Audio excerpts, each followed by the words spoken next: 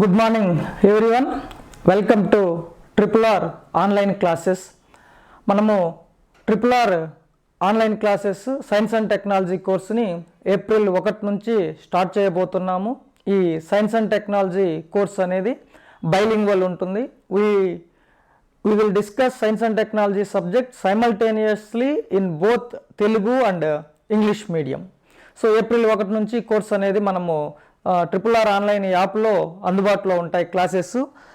తర్వాత ఈ science and technology APSC group 2 మెయిన్స్కి సంబంధించి ముందు మనము రెగ్యులర్ క్లాసెస్ స్టార్ట్ చేయడానికి ముందు డీటెయిల్డ్గా చాప్టర్ వైజ్ సిలబస్ అనేది డిస్కస్ చేసుకుంటాము. సో ఏపీఎస్సి సిలబస్లో ఇచ్చిన టాపిక్స్ ఏంటి, అందులో లోపల మనము ఏ సబ్ టాపిక్స్ లేదా ఏ టాపిక్స్ ఆ సిలబస్లో కవర్ అవుతాయి, ఆ టాపిక్స్ అన్నీ డీటెయిల్డ్గా డిస్కస్ చేసుకొని ఆ తర్వాత chapter wise last year previous questions అనేవి ఈ గ్రూప్ 2 మెయిన్స్లో సైన్స్ అండ్ టెక్నాలజీ విభాగంలో ఏ క్వశ్చన్స్ అయితే అడిగారో ఆ క్వశ్చన్స్ అన్నిటినీ డిస్కస్ చేస్తాము చాప్టర్ వైజ్గా. ఆ తర్వాత ఆ క్వశ్చన్స్కి మనం ఆల్రెడీ చెప్పుకున్నాం, ఆ ట్రిపుల్ ఆర్ పబ్లికేషన్స్ నుంచి 75 ప్రశ్నలకు గాను 68 ప్రశ్నలకు ఆన్సర్స్ మన ట్రిపుల్ ఆర్ పబ్లికేషన్స్ బుక్లో కవర్ అవ్వడం జరిగింది. సో ఆ క్వశ్చన్స్కి ఆన్సర్స్ మన బుక్లో ఏ పేజీలో ఆన్సర్ ఉంది అనేది కూడా డిస్కస్ చేస్తామన్నమాట. సో చాప్టర్ వైజ్గా డీటెయిల్డ్గా సిలబస్ని అనలైజ్ చేసి ఆ తర్వాత ఆ చాప్టర్కి సంబంధించి ప్రీవియస్ క్వశ్చన్స్ని డిస్కస్ చేసి అవి మన ట్రిపుల్ ఆర్ పబ్లికేషన్స్లో ఏ పేజీలో వాటికి ఆన్సర్స్ కవర్ అవ్వడం జరిగింది అనేది మనం డిస్కస్ చేస్తామన్నమాట. So let us start our discussion with first chapter. First chapter వచ్చేసి సైన్స్ అండ్ టెక్నాలజీ మరియు ఇన్నోవేషన్ పాలసీలు, జాతీయ వ్యూహాలు మరియు మిషన్లు. Science and technology policies, strategies and technology machines.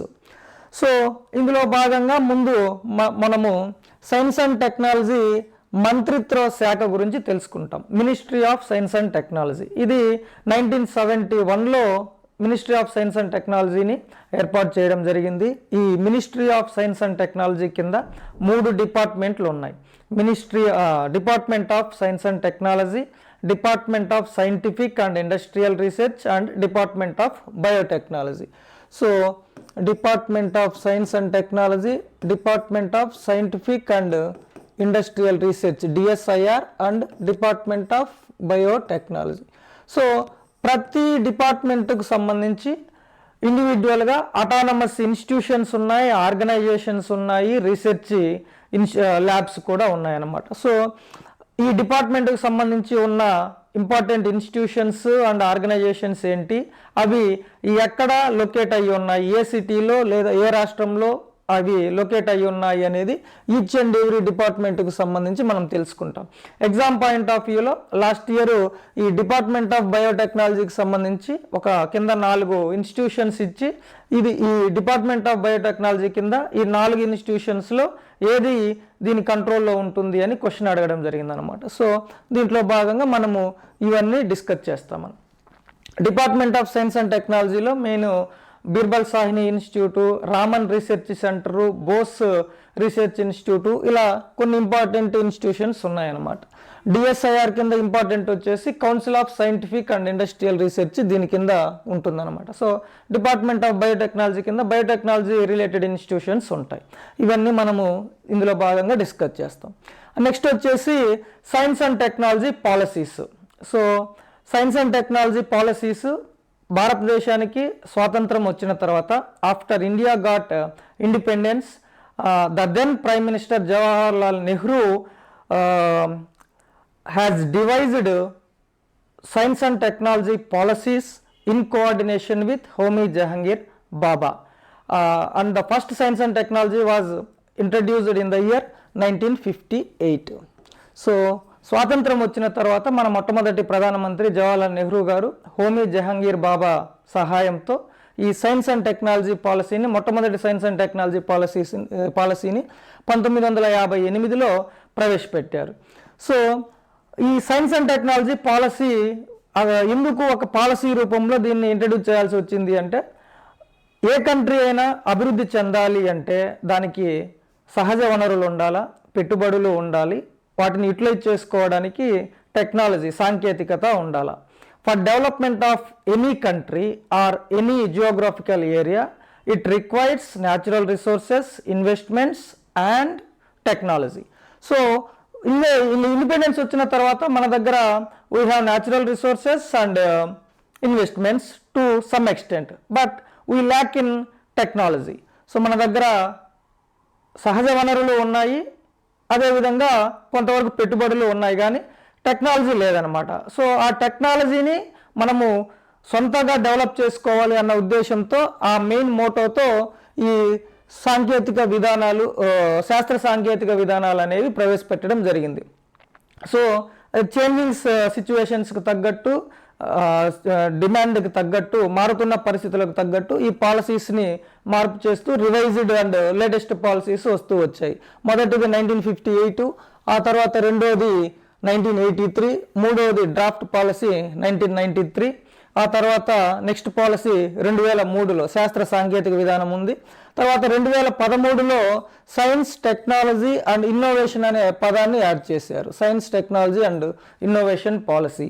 Latest policy వచ్చేసి 2020, latest science, technology and innovation policy అన్నమాట.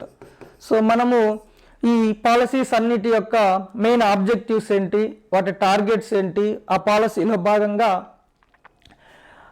ఏ institutions ఎప్పుడు ఇంట్రడ్యూస్ చేశారు, వాటి లక్ష్యాలు ఎలా సాధించారు, ఇప్పుడు లేటెస్ట్ సైన్స్ అండ్ టెక్నాలజీ పాలసీని గురించి ఇన్ డీటెయిల్డ్గా మనము చదువుకుంటాం రెగ్యులర్ సిలబస్లో భాగంగా అన్నమాట. సో నెక్స్ట్ వచ్చేసి టెక్నాలజీ మిషన్స్. టెక్నాలజీ మిషన్స్ అంటే, so to achieve growth, to achieve socio economic growth in a particular field, ఒక స్పెసిఫిక్ ప్రత్యేకమైన రంగంలో త్వరితగతిన వృద్ధి సాధించడానికి ఈ టెక్నాలజీ మిషన్స్ అనేవి ఇంట్రడ్యూస్ చేయడం జరిగింది. So to achieve faster growth in a specific field, technology missions have been introduced. So ఈ టెక్నాలజీ మిషన్స్లో మెయిన్ ఏంటి అంటే ఆబ్జెక్టివ్స్ ఉంటాయి. Objectives are goals in a specific field, ఒక ప్రత్యేక రంగంలో. అయితే ఈ ఆబ్జెక్టివ్స్ని ఏర్పరచుకొని ఒక ప్రత్యేక రంగంలో అలా వదిలేయలేదు. ఆ ఆబ్జెక్టివ్స్ ఉంటే అవి ఎప్పటికి సాధించాలి అంటే త్వరితగతిన సాధించాలి అన్నాం కాబట్టి దీనికి time lines important. So to achieve objects in a specific field with in a stipulated time lines, అది టెక్నాలజీ మిషన్స్ యొక్క ఉద్దేశం. సో ఈ టెక్నాలజీ మిషన్ స్పెసిఫిక్ ఫీల్డ్ అని చెప్పాం కాబట్టి ఆల్మోస్ట్ చాలా రంగాలలో ఒక్కొక్క ప్రత్యేకమైన రంగంలో అభివృద్ధిని సాధించడానికి టెక్నాలజీ మిషన్స్ అనేవి ఇంట్రడ్యూస్ చేయడం జరిగింది. సో అందులో మనం డిస్కస్ చేసేవి డ్రింకింగ్ వాటర్ టెక్నాలజీ మిషన్, త్రాగునీటి టెక్నాలజీ మిషన్. అంటే ప్రజలందరికీ clean and portable drinking water, మంచినీరుని, శుద్ధమైన మంచినీరుని అందించాలి అన్న ఉద్దేశంతో ఇంట్రడ్యూస్ చేసింది టెక్నాలజీ మిషన్. దానికి టైమ్ లైన్స్ ఉన్నాయన్నమాట. సో ఎప్పటికీ అందించాలి, ఎలా అందించాలి, క్వాలిటీ అండ్ క్వాంటిటీని ఇంప్రూవ్ చేసుకుంటూ అనేది మనము డీటెయిల్గా తర్వాత డిస్కస్ చేసుకుంటాం. తర్వాత పాల ఉత్పత్తిలో డైరీ ప్రోడక్ట్స్, సో డైరీ డెవలప్మెంట్కి సంబంధించి technology mission and dairy development అనేది ఒకటి ఇంట్రడ్యూస్ చేయడం జరిగింది. అదేవిధంగా technology mission and oil seeds, నూనె గింజలు అంటే వంట నూనెలను ప్రొడక్షన్ పెంచడం కోసము, ఏరియా అండ్ ప్రొడక్టివిటీ రెండింటిని పెంచడం కోసం, అంటే వంట నూనెలని ఎక్కువ విస్తీర్ణంలో సాగు చేయడానికి, అదేవిధంగా ప్రొడక్టివిటీ ఉత్పాదకతను పెంచడానికి ఈ technology mission and oil seeds అనేది ఇంట్రడ్యూస్ చేయడం జరిగింది. తర్వాత టెక్నాలజీ మిషన్ అండ్ పల్సెస్, పప్పు ధాన్యాల మీద ఒక టెక్నాలజీ మిషన్ ఉంది. తర్వాత technology mission and national literacy mission, జాతీయ అక్షరాస్యత mission, national literacy mission.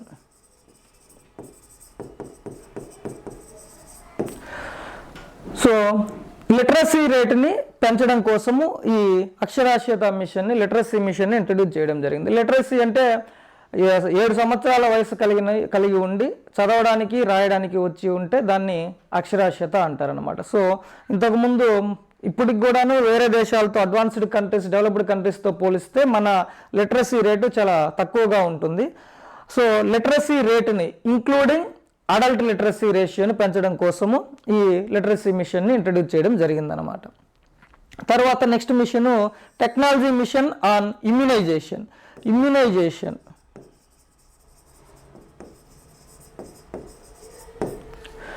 So పిల్లలలో వ్యాధులు రాకుండా ప్రివెంటివ్ మెజర్ కోసము ముందుగానే వ్యాక్సిన్స్ ఇవ్వడానికి డిజైన్ చేసిందే ఈ టెక్నాలజీ మిషన్ ఆన్ ఇమ్యునైజేషన్ అన్నమాట.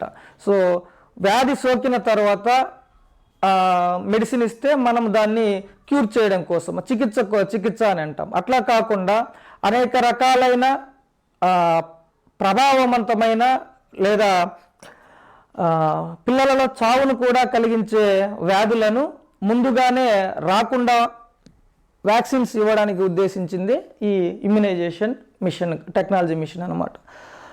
సో దీనికి సంబంధించి దీంట్లో భాగంగా government of India free of కాస్ట్తో చాలా రకాల వ్యాక్సిన్స్ని ఒక షెడ్యూల్ ఇచ్చి విలేజ్ లెవెల్లో, ఈవెన్ గ్రాస్ రూట్ లెవెల్లో విలేజ్ లెవెల్ ఫంక్షనరీస్తో వ్యాక్సిన్స్ అనేవి అందించడం జరుగుతుంది. ఇందులో భాగంగా సో పల్స్ పోలియో టీకా, polio vaccine, TB vaccine, MMR, measles, mumps, rubella అని చెప్పేసి సో ఇంద్రధనస్సు అని దాని కింద ఒక ముందు 7 రకాల వ్యాక్సిన్స్ని ఇంట్రడ్యూస్ చేశారు. తర్వాత దాన్ని ఎక్స్టెన్షన్ చేసి దాంతోపాటు అడిషనల్గా ఇంకా కొన్ని వ్యాక్సిన్స్ కూడా ఇంట్రడ్యూస్ చేసి పిల్లలకి ఫ్రీ ఆఫ్ కాస్ట్ అందిస్తున్నారనమాట. సో ఇది technology mission and immunisation. Next వచ్చేసి కమ్యూనికేషన్స్ టెక్నాలజీ మిషన్. అంటే కమ్యూనికేషన్ అంటే రిసీవింగ్ అండ్ సెండింగ్ ఇన్ఫర్మేషన్. ఏ మీడియం ద్వారా అయితే మనము ఇన్ఫర్మేషన్ పంపించి రిసీవ్ చేసుకుంటామో అది కమ్యూనికేషన్ అనమాట. So mobile technology, landline technology, latest internet technology. So ఈ టెక్నాలజీస్ అన్నిటినీ సో ఆబ్జెక్టివ్స్ ఏంటి, ఇన్ఫ్రాస్ట్రక్చర్ ఎప్పటికీ డెవలప్ చేయాలి, సిటీలలో ఎప్పుడు, టౌన్లలోకి ఎప్పుడు, రిమోట్ ఏరియాస్, రూరల్ ఏరియాస్లో ఇవి ఏ టైం ఫ్రేమ్లో టెక్నాలజీ, కమ్యూనికేషన్ టెక్నాలజీని డెవలప్ చేయాలి అనేది ఈ మిషన్ యొక్క ఉద్దేశం అన్నమాట. నెక్స్ట్ వచ్చేసి కాటన్ మీద ప్రత్యేకంగా ఈ పంటను, ఏరియాను, తర్వాత ప్రొడక్టివిటీని పెంచడానికి ఉద్దేశించింది. తర్వాత జూటు, జనుము, కాటన్, పత్తి, జూటు, జనుము, వీటికి సంబంధించి కూడా టెక్నాలజీ మిషన్స్ ఉన్నాయి. దాంతోపాటు మొక్కజొన్న, మెయిజ్ మీద కూడా ఒక టెక్నాలజీ మిషన్ ఉంది. ఆ తర్వాత జాతీయ ఆహార భద్రతా mission, national food security mission. ఆహార భద్రత అనేది ఇండియాలో ఒక ప్రాథమిక హక్కు ఇప్పుడు. సో ఆహార భద్రతను సాధించడం కోసము అందరికీ affordable and available nutritious food అందించే ఉద్దేశంతో ఈ ఆహార భద్రతా మిషన్ అనేది ఇంట్రడ్యూస్ చేయడం జరిగిందనమాట. సో ఇందులో భాగంగా దీంట్లో సబ్ కాంపోనెంట్స్ ఉన్నాయి కొన్ని. సో టెక్నాలజీ మిషన్కి సంబంధించి కాంపోనెంట్, రైస్ కాంపోనెంట్ ఒకటి ఉంది, అంటే వరికి సంబంధించి, తర్వాత గోధుమ వీటికి సంబంధించి ఒక కాంపోనెంట్ ఉంది, పల్సెస్కి సంబంధించి ఒక కాంపోనెంట్ ఉంది. సో ఇలా దీంట్లో సబ్ కాంపోనెంట్స్ ఉన్నాయన్నమాట. అన్నిటినీ ఓవరాల్గా అన్ని రకాల ఆహార భద్రతను సాధించడం కోసం ఉద్దేశించింది mission. So technology mission, national food security mission, ఇది ఒక టెక్నాలజీ మిషన్ అన్నమాట. తర్వాత నేషనల్ ఎడ్యుకేషన్ మిషన్ ఉంది. నేషనల్ ఎడ్యుకేషన్ మిషన్ అనేది ఇది మెయిన్గా హైయర్ ఎడ్యుకేషన్లో క్వాలిటీని ఇంప్రూవ్ చేయడం కోసము, తర్వాత హైయర్ ఎడ్యుకేషన్లో రీసెర్చ్ స్టాండర్డ్స్ పెంచడము, దానికి ఉద్దేశించింది ఈ నేషనల్ ఎడ్యుకేషన్ మిషన్. తర్వాత ఇంకొకటి ఈ సాక్షర భారత్ మిషన్ అనేది ఒకటి ఉంది. సో ఇది కూడా ఎడ్యుకేషన్ ఫీల్డ్కి సంబంధించి హైయర్ ఎడ్యుకేషన్ రిలేటెడ్ ఒక టెక్నాలజీ మిషన్. నెక్స్ట్ వచ్చేసి national mission on inter disciplinary cyber physical systems. ఇది ఐటీ రిలేటెడ్, అన్ని రకాల ఐటీ రిలేటెడ్ ఫీల్డ్స్ని ఇంటర్ కనెక్ట్ చేసుకుంటూ డెవలప్మెంట్ సాధించాలి అన్న ఉద్దేశంతో ఈ national mission on inter disciplinary cyber physical systems అనే టెక్నాలజీ మిషన్ని ఇంట్రడ్యూస్ చేయడం జరిగింది. నెక్స్ట్ వచ్చేసి నేషనల్ క్వాంటమ్ మిషన్ అని ఒకటి ఉంది. సో క్వాంటమ్ కంప్యూటింగ్లో రీసెర్చ్కి సంబంధించి ఎంకరేజ్ చేయడం కోసము, హ్యూమన్ రిసోర్సెస్ని డెవలప్మెంట్ చేయడం కోసము ఈ నేషనల్ క్వాంటమ్ మిషన్ అనేది ఇంట్రడ్యూస్ చేశారు. దాంతోపాటు ఇంకొకటి national super computing mission. Super computers టెక్నాలజీని ఇంప్రూవ్ చేయడము, super computing technology professionals human రిసోర్స్ని డెవలప్మెంట్ చేసుకోవడము, ఇన్స్టిట్యూషన్స్ని ఎస్టాబ్లిష్ చేయడము, ఇన్వెస్ట్మెంట్స్ని అట్రాక్ట్ చేయడము, వాటన్నిటిని ఆధారంగా చేసుకొని ఎక్స్పోనెన్షియల్ స్పీడ్తో కంప్యూటింగ్ చేయగలిగిన కంప్యూటర్స్ని డెవలప్ చేయడమే ఈ నేషనల్ సూపర్ కంప్యూటింగ్ మిషన్ యొక్క ముఖ్య ఉద్దేశం అన్నమాట. సో ఇవి టెక్నాలజీ మిషన్స్. సో మనము ఫస్ట్ చాప్టర్ని మన డిస్కషన్కి అనుకూలంగా ఒక 6 సబ్ చాప్టర్స్గా డివైడ్ చేసుకోవడం జరిగింది. ఈ సబ్ చాప్టర్ 1.1 ఇప్పటివరకు మనం చూసాం. ఇందులో science and technology policies and technology machines ఇవి ఉన్నాయి. ఇది చాప్టర్ 1.1 సిలబస్ గురించి అనమాట. ముందు సైన్స్ అండ్ టెక్నాలజీ మినిస్ట్రీ గురించి చూస్తాము, తర్వాత technology policies, SNT policies, next technology missions. So next వచ్చేసి చాప్టర్ 1.2. ఇందులో ఎమర్జింగ్ టెక్నాలజీ ఫ్రాంటియర్స్ అంటే సైన్స్ అండ్ టెక్నాలజీకి ఈ ఫీల్డ్లో లేటెస్ట్ టెక్నాలజీస్ ఏమున్నాయి, ఆ టెక్నాలజీస్ అప్లికేషన్స్ ఏంటి, అంటే డే టు డే లైఫ్లో మానవులకు ఎలా ఉపయోగపడుతుంది ఆ టెక్నాలజీ. సో దానికి సంబంధించి రీసెర్చ్ ఇన్స్టిట్యూషన్స్ ఏమున్నాయి లేదా ల్యాబ్స్ ఏమున్నాయి, ఆ టెక్నాలజీ ఎలా పనిచేస్తుంది అనేది దానికి సంబంధించి డిస్కస్ చేస్తామన్నమాట. మనం emerging technology frontiers. In this part we will discuss latest technologies that have been developed in the field of science and technology and its application in day to day life of human beings. So అందులో important అది first వచ్చేసి artificial intelligence, AI. So మనము ఇప్పుడు AI అనేది almost daily ఏదో ఒక రూపంలో దాని గురించి మనము వింటూనే ఉన్నాం. ఆర్టిఫిషియల్ ఇంటెలిజెన్స్ అంటే మనకు హ్యూమన్ ఇంటెలిజెన్స్ మానవుని మీద ఉపయోగించి మానవుడు ఏవైతే పనులు చేస్తాడో అయ్యే పనులు మెషిన్స్ ద్వారా చేయించడమే ఆర్టిఫిషియల్ ఇంటెలిజెన్స్ అన్నమాట. సో మనము ఒక డేటాని ఏ విధంగా అయితే డేటాను తీసుకొని ప్రాసెస్ చేసి దాన్ని ఉపయోగించి పనులు చేస్తామో అదే పని మెషిన్స్ ద్వారా చేయిస్తే దాన్నే మనము ఆర్టిఫిషియల్ ఇంటెలిజెన్స్ అంటాం. Data processing and doing tasks based on that data, it mimics the human intelligence అన్నమాట. హ్యూమన్ ఇంటెలిజెన్స్ని మిమిక్ చేస్తుంది, అంటే దాన్ని ఆధారంగా చేసుకొని హ్యూమన్ ఇంటెలిజెన్స్ మాదిరిగా ఈ ఆర్టిఫిషియల్ ఇంటెలిజెన్స్ పనిచేస్తుంది. సో దీనికి సంబంధించి ఇండియాలో ఆర్టిఫిషియల్ ఇంటెలిజెన్స్ రిలేటెడ్గా గవర్నమెంట్ ప్రోగ్రామ్స్ ఇంకా ఇనిషియేటివ్స్ ఏమున్నాయి, ఏ లెవెల్లో ఉంది, సో దానికి అబ్స్టాకిల్స్ ఏమన్నా ఉన్నాయా, సో దానికి సంబంధించి ఇన్వెస్ట్మెంట్స్ ఎట్లా ఉంది ఏంటి అనేది మనము ఈ రెగ్యులర్గా డిస్కస్ చేసినప్పుడు చూస్తాం మనం. తర్వాత ఐఓటీ, ఇంటర్నెట్ ఆఫ్ థింగ్స్, ఇది ఒక latest technology. Internet of things అంటే దీంట్లోనే పేరు ఉంది, థింగ్స్ని ఇంటర్నెట్ ద్వారా కనెక్ట్ చేయడం.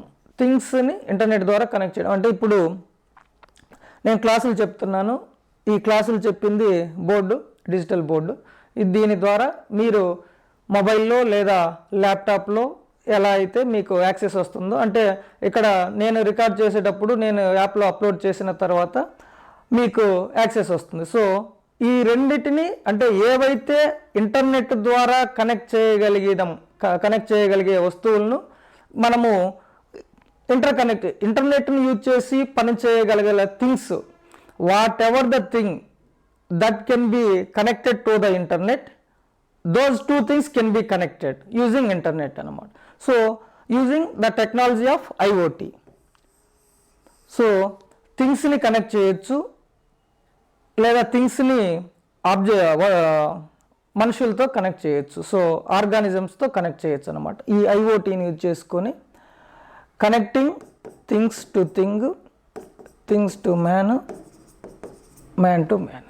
సో ఇట్లా అన్ని రకాలుగా కనెక్ట్ చేయవచ్చు అనమాట ఐఓటీని ఆధారంగా చేసుకొని ఇంటర్నెట్లో. సో మనకు బెస్ట్ ఎగ్జాంపుల్స్ ఏంటంటే ఇంట్లో కూర్చొని ఇప్పుడు లేటెస్ట్ టెక్నాలజీతో రిమోట్ కంట్రోల్ ఫ్యాన్స్, ఫ్యాన్ని కనెక్ట్ చేసాం ఇంటర్నెట్ ద్వారా. సో టీవీ, ఫ్రిడ్జ్, ఇప్పుడు అడ్వాన్స్డ్ టెక్నాలజీతో ఆర్టిఫిషియల్ ఇంటెలిజెన్స్ యూజ్ చేసి ఈ కార్స్ కూడా వచ్చాయన్నమాట. టోటల్లీ ఏఐని యూజ్ చేసుకొని కార్స్ని కంట్రోల్ చేసేది. సో ఇవన్నీ ఐఓటీని ఆధారంగా చేసుకొని పనిచేస్తాయి అన్నమాట, internet of things. So next technology వచ్చేసి virtual technology and virtual reality and augmented reality. So virtual reality అంటే ఇది కంప్లీట్గా టోటల్గా ఆర్టిఫిషియల్ అనమాట, 100%. సో ఇది రియల్ వరల్డ్ నుంచి కంప్లీట్గా ఐసోలేట్ అయ్యి ఉంటుంది, 100% ఆర్టిఫిషియల్ ఇది. సో బెస్ట్ ఎగ్జాంపుల్ ఏంటంటే పైలట్స్ని ఎక్స్ట్రీమ్ వెదర్ కండిషన్స్ని తట్టుకునే విధంగా ట్రైన్ చేయడం కోసము ఈ కాక్పిట్స్ని కంప్లీట్గా ఆర్టిఫిషియల్గా ఇంట్రడ్యూస్ చేసి అందులో ఈ ఎక్స్ట్రీమ్ వెదర్ కండిషన్స్ని క్రియేట్ చేసి ట్రైనింగ్ ఇస్తారనమాట. సో అది కంప్లీట్గా ఆర్టిఫిషియల్ ఉంటుంది, ఎందుకంటే పైలట్స్ని మనము ఎక్స్ట్రీమ్ వెదర్లో ట్రైనింగ్ న్యాచురల్గా రియల్ వరల్డ్లో ట్రైనింగ్ ఇవ్వలేము. సో ట్రైనింగ్ ఇస్తే అది చాలా డేంజర్ అనమాట. సో అందుకని వాళ్ళకి ట్రైనింగ్ ఇవ్వడం కోసము ఎక్స్ట్రీమ్ వెదర్ కండిషన్స్ని ఆర్టిఫిషియల్గా ఈ కాక్పిట్లో క్రియేట్ చేసి వాళ్ళకు ట్రైనింగ్ ఇస్తారనమాట. సో అది బెస్ట్ ఎగ్జాంపుల్ మనకు వర్చువల్ రియాలిటీకి సంబంధించి. సో అది 100% ఆర్టిఫిషియల్, కంప్లీట్గా isolation with the real world అనమాట. నెక్స్ట్ వచ్చేసి augmented reality. So augmented reality అంటే both virtual plus real world దీంట్లో భాగంగా ఉంటాయి, both virtual plus real world. So మనకు ఆగ్మెంటెడ్ రియాలిటీకి బెస్ట్ ఎగ్జాంపుల్ ఏంటి అంటే మన క్రికెట్ మ్యాచ్ చూసేటప్పుడు గ్రౌండ్లో, స్టేడియంలో పచ్చగడ్డి మీద కొన్ని ఇమేజెస్ కనిపిస్తూ ఉంటాయి. సో అక్కడ ఉన్న పచ్చగడ్డి లేదా గ్రౌండ్ అనేది రియల్, స్టేడియంలో ఆ గ్రౌండ్ అనేది రియల్. ఆ గ్రౌండ్ మీద మనకు కనిపించే ఇమేజెస్ వచ్చేసి artificial, virtual images. So both real and virtual కంబైన్డ్గా ఉంటాయి ఈ ఆగ్మెంటెడ్ రియాలిటీలో. ఇంకొక బెస్ట్ ఎగ్జాంపుల్ ఏంటి అంటే టీచింగ్ అండ్ క్లాస్ రూమ్లో.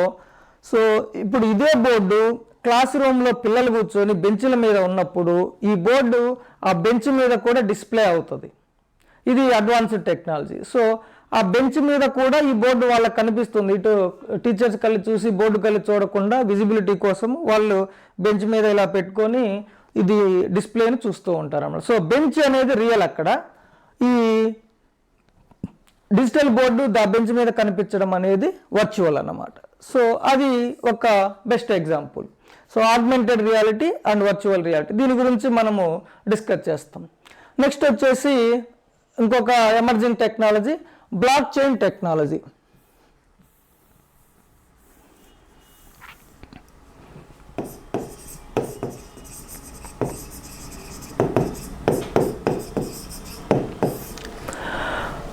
బ్లాక్ చైన్ టెక్నాలజీ ఇది ఒక అడ్వాన్స్డ్ టెక్నాలజీ. ఇది main financial sector and land రికార్డ్స్ని సెక్యూర్గా ఉంచడంలో ఎక్కువగా వాడుతున్నారు ప్రస్తుతానికి మన కంట్రీలో, ఫైనాన్షియల్ అండ్ ల్యాండ్ రికార్డ్స్ మేనేజ్మెంట్లో. So blockchain technology is a distributed, decentralized and immutable digital ledger. So అంటే decentralized, distributed and immutable digital ledger అంటే ఏంటంటే, సో ఈ టెక్నాలజీలో all the stakeholders in a particular field are linked like a chain అనమాట. ఒక chain మాదిరిగా ఒక ఫీల్డ్లో లేదా సెక్టార్లో ఉన్న అందరు స్టేక్ హోల్డర్స్ని లింక్ చేయబడి ఉంటుంది. అది ట్రాన్స్పరెంట్గా ఉంటుంది, ఓపెన్గా అందరికీ విజిబిలిటీ ఉంటుంది ఆ చైన్లో ఉన్న వాళ్ళందరికీ. అందులో ఏదైనా చేంజ్ చేస్తే అందరికీ కనిపిస్తుంది, తెలిసిపోతుంది చేంజ్ జరిగింది అని చెప్పేసి.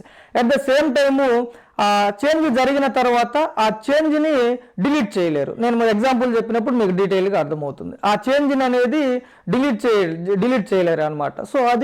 సో ఫైనాన్షియల్ సెక్టార్ కింద ఎగ్జాంపుల్ తీసుకుంటే సో ఫైనాన్షియల్ సెక్టర్లో ఇప్పుడు నేను ఒక లోన్ నా అకౌంట్ నుంచి అమౌంట్ డెబిట్ అయింది అనుకోండి, లేదా నేను ట్రాన్సాక్షన్ చేశాను. సో ఫైనాన్షియర్ వాడికి ఒక లోన్ కట్టేసాను, ఆటో లోన్ కానీ హోమ్ లోన్ కానీ. లోన్ పే చేస్తే సైమల్టేనియస్గా నేను పే చేసినాను అని చెప్పేసి నాకు తెలుస్తుంది ఇన్ఫర్మేషను. ఆ రిసీవ్ చేసుకున్న ఆ క్లయింట్కి తెలుస్తుంది, లేదా ఆ కంపెనీ ఆ ఆటోమొబైల్ ఫైనాన్షియల్ వాడికి, at the same time bank వాడికి తెలుస్తుంది. సో బ్యాంక్ కస్టమర్కు తెలుస్తుంది, అంటే ఎవరైతే లోన్ పే చేస్తున్నారో వాళ్ళకు తెలుస్తుంది, ఆ ఫైనాన్షియర్కి తెలుస్తుంది, at the same time bank వాడికి తెలుస్తుంది, ఈ బ్యాంక్ బ్రాంచ్కి తెలుస్తుంది, బ్యాంక్ హెడ్కి కూడా తెలుస్తుంది, head of the branch, main బ్రాంచ్కి. సో సైమల్టేనియస్గా సో ఆర్బీఐకి కూడా తెలుస్తుంది. ఇందులో ఉన్న stake holders, main stake holders వీళ్ళందరూ ఉంటారు. వీళ్ళందరికీ ఈ ట్రాన్సాక్షన్ గురించి తెలిసిపోతుంది, సైమల్టేనియస్గా ఒకేసారి ఇన్ఫర్మేషన్ వెళ్తుంది. ఈ ట్రాన్సాక్షన్కి సంబంధించిన హిస్టరీని ఎవరు డిలీట్ చేయలేరు. సో అది ఇమ్యూటబుల్. సో ట్రాన్స్పరెంట్ అంటే అందరికీ తెలుస్తుంది ఒకేసారి, అది ఇమ్యూటబుల్. ఇందులో సెక్యూర్ ఫీచర్ ఏంటంటే ఇతనికి తెలియకుండా ట్రాన్సాక్షన్ జరగదు, కస్టమర్కి తెలియకుండా. మనం ఆటో ట్రాన్సాక్షన్ పెడితే తప్పితే ఇతనికి తెలియకుండా, ఇతని యాక్సెస్ లేకుండా ట్రాన్సాక్షన్ అనేది జరగదు అనమాట. సో డీసెంట్రలైజ్డ్, అందరికీ యాక్సెస్ ఉంది.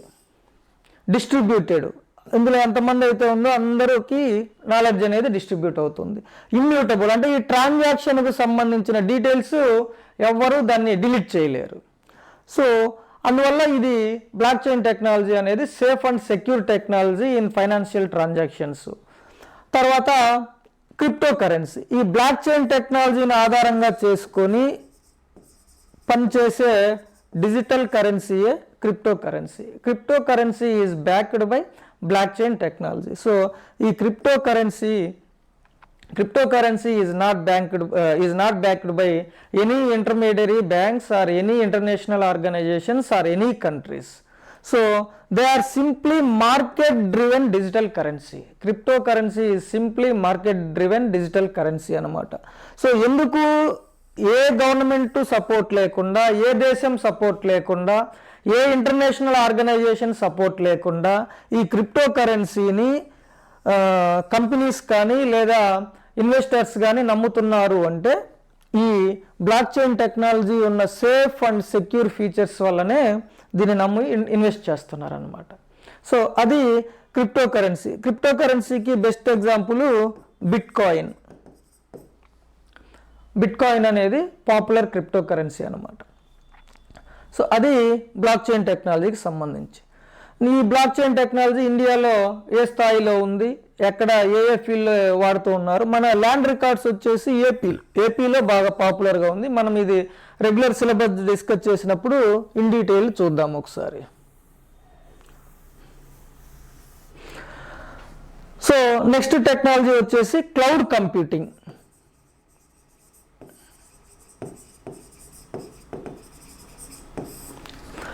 క్లౌడ్ కంప్యూటింగ్ అంటే ఇది ఒక ఓపెన్ రిసోర్స్ టూల్ లాగా అన్నమాట.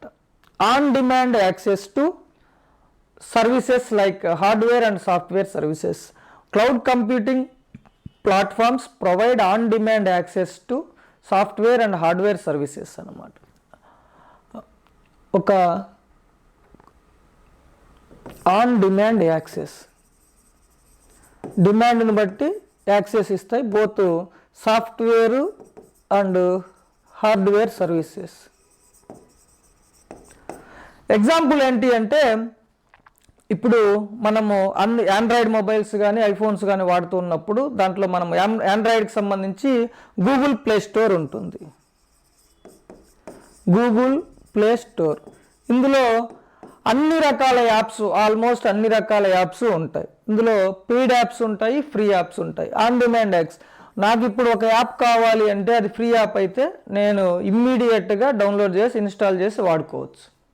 So Gmail, WhatsApp, Telegram, so what ever it may be, both productive, all type of financial related apps కానీ, తర్వాత ఎంటర్టైన్మెంట్ యాప్స్ కానీ, లేదా నాలెడ్జ్ ఇచ్చే యాప్స్ కానీ అన్ని రకాల యాప్స్ ఇమీడియట్గా ఆన్ డిమాండ్ యాక్సెస్, నేను ఇమీడియట్గా గూగుల్ ప్లే స్టోర్లోకి వెళ్ళి డౌన్లోడ్ చేసి యూటిలైజ్ చేసుకోవచ్చు. దాంతోపాటు కొన్ని గూగుల్ ప్లే స్టోర్లోనే యూటిలైజ్ చేసుకోవడంతో పాటు ఫ్రీగా ఉంటుంది, కొన్ని ఫ్రీ సర్వీసెస్ ఉంటాయి ఆల్మోస్ట్, కొన్ని మాత్రము పేమెంట్ బేసిస్ ఉంటుంది. సో ఫ్రీ సర్వీసెస్ అయితే అందరికీ ఫ్రీగా యాక్సెస్ ఉంటుంది, పేమెంట్ బేసిస్ అయితే ఎవరైతే పేమెంట్ చేస్తారో వాళ్ళకే యాక్సెస్ ఉంటుంది, అది కూడా ఆన్ డిమాండ్ యాక్సెస్. ఫ్రీ అయితే ఫ్రీ, పేమెంట్ అయితే పేమెంట్. దాంతోపాటు హార్డ్వేర్ సర్వీసెస్ కూడా ప్రొవైడ్ చేస్తారు. సో హార్డ్వేర్ సర్వీసెస్ అంటే మెమొరీ ప్రొవైడ్ చేస్తారు, సో మనము మెమొరీ పర్చేజ్ చేసుకోవచ్చు. దాంతోపాటు అడిషనల్గా ఈ క్లౌడ్ కంప్యూటింగ్ సంబంధించి కాంపోనెంట్స్ కూడా వాళ్ళు పేమెంట్ మీద సర్వీసెస్ ప్రొవైడ్ చేస్తారనమాట. ఇది తర్వాత ఈ క్లౌడ్స్ అనేవి 3 types: public cloud, private cloud, తర్వాత గవర్నమెంట్ క్లౌడ్. పబ్లిక్ క్లౌడ్ అంటే అందరికీ యాక్సెస్ ఉంటుంది, ఓపెన్ యాక్సెస్. ప్రైవేట్ క్లౌడ్ అంటే మోస్ట్లీ పేమెంట్ బేసిస్ మీద ఉంటాయి. ఇవి కంపెనీలు కానీ లేదా కస్టమర్స్ కానీ పేమెంట్ ఇచ్చి సర్వీసెస్ అనేవి వాళ్ళు పొందుతారనమాట. తర్వాత గవర్నమెంట్ క్లౌడ్ అంటే గవర్నమెంట్ ఆర్గనైజేషన్స్కి లేదా గవర్నమెంట్ సిటిజన్స్కి సర్వీస్ ఇచ్చే వాటికి సంబంధించి ఆ క్లౌడ్స్ను ప్రొవైడ్ చేస్తాయి అన్నమాట సర్వీసెస్. మనకు ఇండియాలో జిఐ క్లౌడ్ అని, అది మేజర్గా గవర్నమెంట్ క్లౌడ్ ఉంటుంది, దాన్ని మేఘదూత్ అని అంటారు, జిఐ క్లౌడ్. సో దాంతోపాటు డిజీ లాకర్ అని ఒక క్లౌడ్ ఉంది, అది కూడా గవర్నమెంట్దే క్లౌడ్ ఇండియాలో.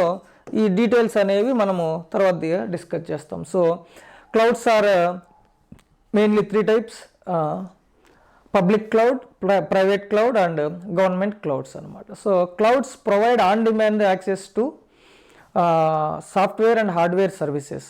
So those services can be either free or on basis of payment. ఇది క్లౌడ్ కంప్యూటింగ్కి సంబంధించి.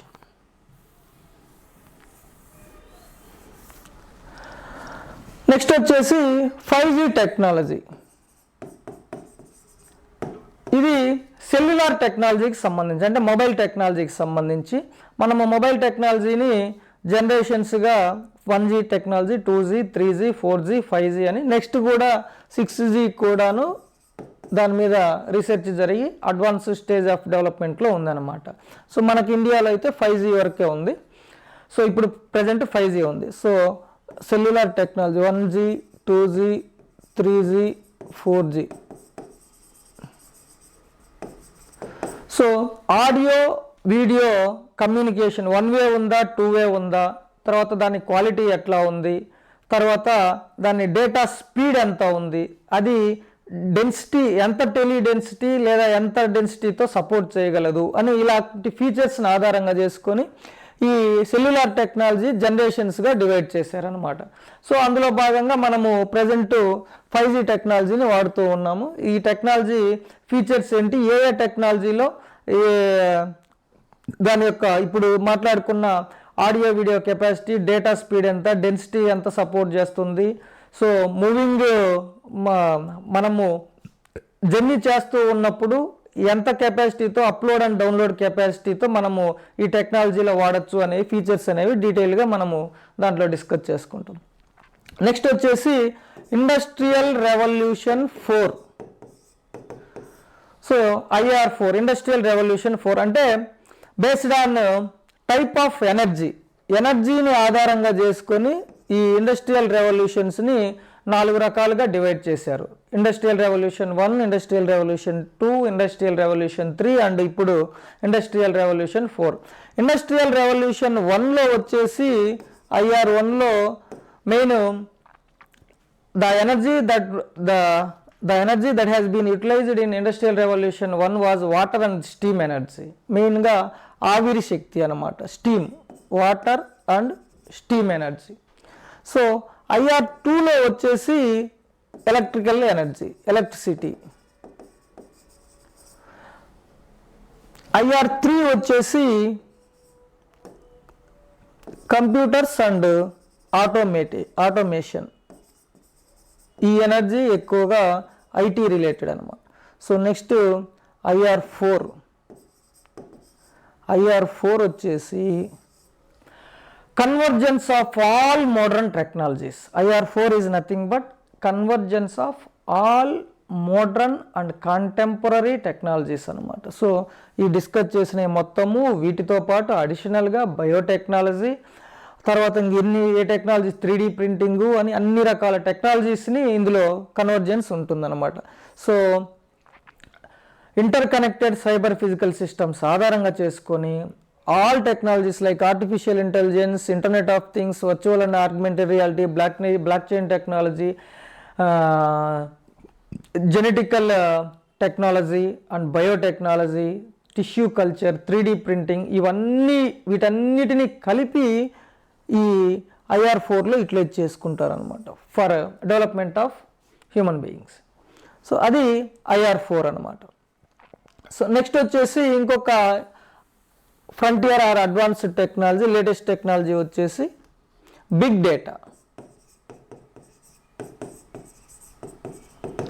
పేరులోనే ఉంది బిగ్ డేటా. బల్క్, ఎక్కువ మొత్తంలో డేటా ఉంటుంది. ఆ ఎక్కువ మొత్తంలో ఉన్న డేటాను మనకు అనుకూలంగా, మనకు ఉపయోగపడే విధంగా మార్చుకొని దాన్ని యూటిలైజ్ చేసుకోవడమే ఈ బిగ్ డేటా టెక్నాలజీ అన్నమాట.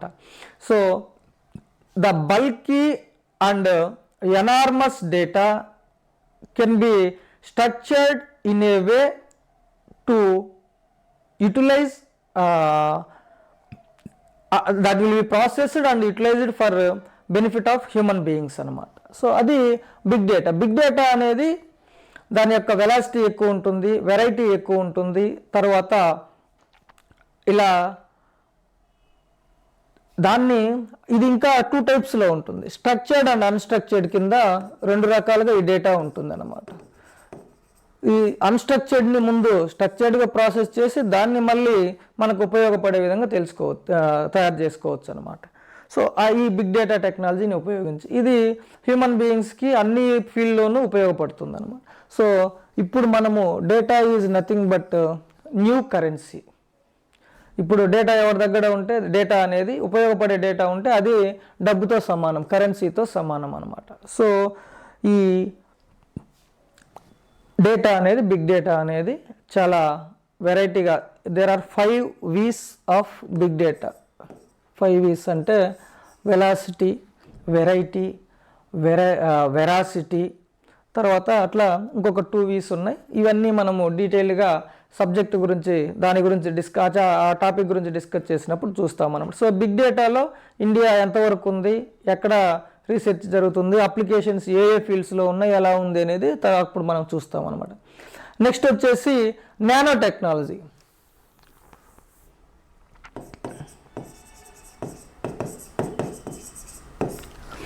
నానో టెక్నాలజీ అంటే, నానో అంటే మైన్యూట్ అనమాట. ఫర్ ఎగ్జాంపుల్ ఎంత మైన్యూట్ అంటే 1 మీటర్ని 1 బిలియన్ పార్ట్స్గా డివైడ్ చేస్తే, 1 మీటర్ని 1 బిలియన్ పార్ట్స్గా డివైడ్ చేస్తే అందులో 1 పార్ట్ నానో స్కేల్. 1 మీటర్ని 1 బిలియన్ పార్ట్స్గా విడగొడితే అందులో 1 పార్ట్ నానో స్కేల్ అనమాట. అంటే అంత మైన్యూట్గా ఉంటుంది. అయితే ఈ nano technology, why the nanotechnology is being increasingly find applications in human society or human day-to-day life అంటే, ఈ స్కేల్ దగ్గర at nano scale the atoms or molecules have very light weight and have high strength. Weight వచ్చేసి చాలా తక్కువగా ఉంటుంది, very light weight and have high strength and durability.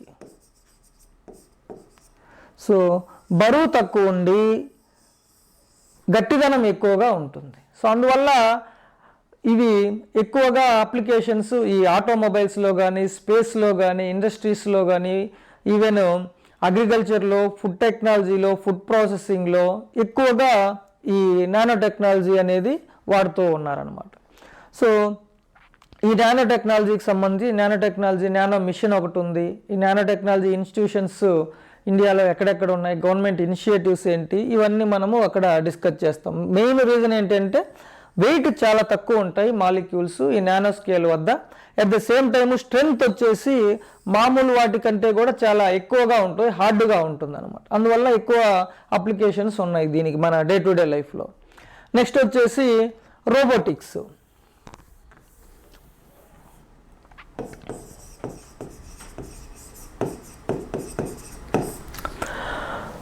Robotics robot పేరులోనే ఉంది. Robo అంటే మెషిన్ అన్నమాట. Electro mechanical machine that is driven by computer process or computer system అన్నమాట. Robot is nothing but an electro mechanical device run by computer system or computer process. So ఈ robots అనేవి మనము ఇంక్రీజింగ్గా ఈ ఆటోమేటిక్గా కొన్ని works చేయడానికి వాడుతూ ఉన్నాము. రోబోట్స్ అనేవి ఇండస్ట్రీస్లో, డొమెస్టిక్లో, తర్వాత హ్యూమనాయిడ్ రోబోట్స్ అని 3 టైప్స్ ఆఫ్ రోబోట్స్ ఉన్నాయి. సో హ్యూమనాయిడ్ అంటే మానవుని ఆకారాన్ని పోలి ఉంటాయి. So they mimic human shapes అన్నమాట. తర్వాత ఈ రోబోటిక్స్కి సంబంధించి ఒక 3 ఇంపార్టెంట్ లాస్ ఉన్నాయి. ఆ లాస్ని అవి కన్ఫైన్ అయ్యి అవి ఫాలో అయితేనే మాత్రమే ఈ రోబోట్స్ అనేవి వాడడం జరుగుతుంది. సో సింపుల్గా డీటెయిల్ కాకుండా సింపుల్గా ఫస్ట్ లా వచ్చేసి they shall not harm human beings, మనుషుల్ని అవి హాని కలిగించకూడదు. నెక్స్ట్ ఇంకొక లా వచ్చేసి they shall follow the instructions of human beings, మనుషులు అంటే దాన్ని ఎవడైతే డివైడ్ చేశాడో వాడనమాట. సో అది చెప్పింది ఖచ్చితంగా ఫాలో కావాలి. సో మూడోది వచ్చేసి సెల్ఫ్ హార్మ్ చేసుకోకూడదు. ఈ 3 అనేవి ఇంపార్టెంట్ లాస్ అన్నమాట. అవి ఫాలో అయితేనే ఆ రోబోట్స్ అనేది వాడడం జరుగుతుంది. సో నెక్స్ట్ వచ్చేసి రోబోట్కి పార్ట్స్ ఉంటాయి, కాంపోనెంట్స్, హ్యాండ్స్, తర్వాత వర్క్ చేయడానికి. సో సిస్టమ్ మొత్తము కాంపోనెంట్స్ ఏంటి వాటి గురించి డీటెయిల్గా మనము తర్వాత డిస్కస్ చేస్తాం. తర్వాత ఈ రోబోట్స్లోనే రీసెర్చ్కి సంబంధించిన ఏమున్నాయి, తర్వాత డిఫెన్స్లో ఏం వాడుతున్నారు, ఇలాంటివన్నీ కూడా మనము డిస్కస్ చేస్తాం అన్నమాట. నెక్స్ట్ వచ్చేసి quantum computing. Next technology, advanced technology quantum computing. Quantum computing అంటే నార్మల్గా కంప్యూటింగ్ వచ్చేసి 0 and 1 బైనరీ డిజిట్స్ ద్వారా, అంటే బిట్స్ ఆర్ బైనరీ డిజిట్స్ అని మనం సింపుల్గా అంటాము. ఈ 2 న్యూమరికల్స్ ద్వారా మాత్రమే ఈ కంప్యూటర్స్ లాంగ్వేజ్ అనేది ఫ్రేమ్ చేయడం జరుగుతుంది. బిట్స్ అంటాం, బైనరీ డిజిట్స్ 0 and 1. బట్ ఈ క్వాంటమ్ కంప్యూటింగ్లో వచ్చేసి క్వాంటమ్ బిట్స్ వాడతారు. బిట్స్ కాకుండా, ఈ బైనరీ డిజిట్స్ కాకుండా క్వాంటమ్ బిట్స్ వాడతారు. ఇవి వాడడం వల్ల వీటి యొక్క ఈ quantum computers exponentially they give results exponentially faster than normal computers అన్నమాట. Normal computers that utilize binary digits or that follow the language of binary digits. So అందువల్ల ఈ క్యూబిట్స్ క్వాంటమ్ బిట్స్ని యూటిలైజ్ చేసుకోవడం ద్వారా ఈ క్వాంటమ్ కంప్యూటర్స్ ప్రాసెస్ మొత్తం ఎక్స్పోనెన్షియల్గా ఫాస్టర్గా చేసి result అనేవి ఫాస్ట్గా ఇస్తాయి. తర్వాత యాక్యురసీ కూడా ఎక్కువగా ఉంటుందన్నమాట when compare to normal computers. ఈ క్వాంటమ్ కంప్యూటింగ్ సంబంధించి క్వాంటమ్ కంప్యూటింగ్ మిషన్ ఉంది. క్వాంటమ్ కంప్యూటింగ్ ఇనిషియేటివ్స్ ఏంటి, గవర్నమెంట్ ఆఫ్ ఇండియా చేసింది, దానికి సంబంధించిన ఇన్స్టిట్యూషన్స్ ఎక్కడెక్కడ ఉన్నాయి అనేది మనం డీటెయిల్గా డిస్కస్ చేస్తాం. సో తర్వాత వీటితో పాటు ఈ ఎమర్జింగ్ టెక్నాలజీస్లో హైపర్ లూప్ టెక్నాలజీ గురించి డిస్కస్ చేస్తాం. ఈ హైపర్ లూప్ టెక్నాలజీ అనేది ట్రాన్స్పోర్ట్ టెక్నాలజీ అనమాట.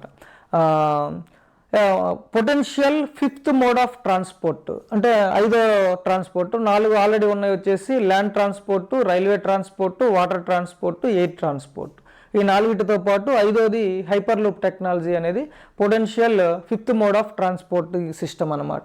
నెక్స్ట్ వచ్చేసి 3D ప్రింటింగ్. 3D ప్రింటింగ్ అనేది మామూలుగా ఈ ఆబ్జెక్ట్స్ని లేదా బిల్డింగ్స్ని 3D ప్రింటింగ్ టెక్నాలజీ ద్వారా నార్మల్గా ఉన్నదానికంటే ఎఫెక్టివ్గా క్వాలిటీతో అనే వాటిని కన్స్ట్రక్ట్ చేయొచ్చు అనమాట. సో ఆ technology layer by layer technology అని అంటాము. దాని గురించి తర్వాత మనము డీటెయిల్గా డిస్కస్ చేసుకుందాం. దాంతోపాటు క్వాంటమ్ కీ డిస్ట్రిబ్యూషన్ టెక్నాలజీ అని, lidar light detection and ranging technology అని, క్రిస్పర్ కాస్9 టెక్నాలజీ, ఇది biotechnology, gene technology, one of the latest genetic technology అనమాట క్రిస్పర్ కాస్9 టెక్నాలజీ. ఈ టెక్నాలజీకే నోబెల్ ప్రైజ్ కూడా వచ్చింది. సో ఆ టెక్నాలజీస్ అన్నిటిని గురించి డిస్కస్ చేస్తాం. దాంతోపాటు ఫాస్ట్ స్కీమ్ అని ఒకటి ఉంది. So frontier areas of science and technology, centre of excellency కేంద్రాలు అంటే ఆల్మోస్ట్ అన్ని స్టేట్స్లోనూ ట్రైనింగ్ అండ్ రీసెర్చ్ని సపోర్ట్ చేయడానికి సెంటర్స్ ఆఫ్ ఎక్సలెన్సీని ఏర్పాటు చేశారు ఈ స్కీమ్లో భాగంగా. సో ట్రైనింగ్ అండ్ రీసెర్చ్ని సపోర్ట్ చేయడానికి వేరియస్ ఏరియాలో. సో అది ఫాస్ట్ స్కీము. తర్వాత TEQIP, technical education quality improvement programme. ఇది హైయర్ ఎడ్యుకేషన్లో క్వాలిటీని ఇంప్రూవ్ చేయడం కోసము ఇంట్రడ్యూస్ చేసిన ప్రోగ్రామ్. దీంట్లో భాగంగా ఈ ఎడ్యుకేషన్ ఇన్స్టిట్యూషన్స్లో ఈ సెంటర్స్ ఆఫ్ ఎక్సలెన్సీని ఏర్పాటు చేస్తారనమాట. సో అది 1.2 అంటే ఈ ఎమర్జింగ్ టెక్నాలజీస్ అనమాట. So artificial intelligence, internet of things, virtual and augmented reality, blockchain technology, cloud computing, 5G technology, industrial revolution 4, big data, nanotechnology, robotics, quantum computing, తర్వాత hyperloop technology, 3D printing, 2 schemes. So అడిషనల్గా వీటితో పాటు ఇంకా కొత్త technologies so కొన్ని ఉన్నాయన్నమాట. Agentic ఏఐలో some types ఉన్నాయి. తర్వాత 6G ఉంది. తర్వాత న్యూరోమార్ఫిక్ కంప్యూటింగ్ అని ఇలా కొన్ని అడిషనల్గా అంటే రీసెంట్గా వచ్చిన టెక్నాలజీస్ ఉన్నాయి. అవి కూడా మనము రెగ్యులర్ క్లాస్లో డిస్కస్ చేస్తామన్నమాట. సో ఇది ఎమర్జింగ్ టెక్నాలజీ ఫ్రంటియర్స్కి సంబంధించిన chapter 1 sub chapter 1.2. So next వచ్చేసి 1.3 థర్డ్ సబ్ చాప్టర్. మనకు ఫస్ట్ చాప్టర్లో 3వ పార్ట్ వచ్చేసి స్పేస్ టెక్నాలజీ, అంతరిక్షానికి సంబంధించిన సాంకేతికత. సో స్పేస్ టెక్నాలజీలో భాగంగా మనము ఇండిపెండెన్స్ వచ్చిన తర్వాత మన space research, how the space research or space sector has transformed from scratch to the present day advanced science and technology. Even the most developed countries could not reach in such short span అనమాట. So ఒక zero నుంచి ఒక స్పేస్లో one of the super పవర్గా India ఎలా ఎదిగింది అనేది so ఒక సీక్వెన్సెస్ అనేవి మనం డీటెయిల్గా మనకు ఎగ్జామ్ పాయింట్ ఆఫ్ వ్యూలో డిస్కస్ చేసుకుంటాం అనమాట. సో ముందుగా కేరళలో తుంబా ఈక్విటోరియల్ రీసెర్చ్ సెంటర్ స్టార్ట్ చేయడంతో మన స్పేస్ ప్రోగ్రామ్ స్టార్ట్ అవుతుంది.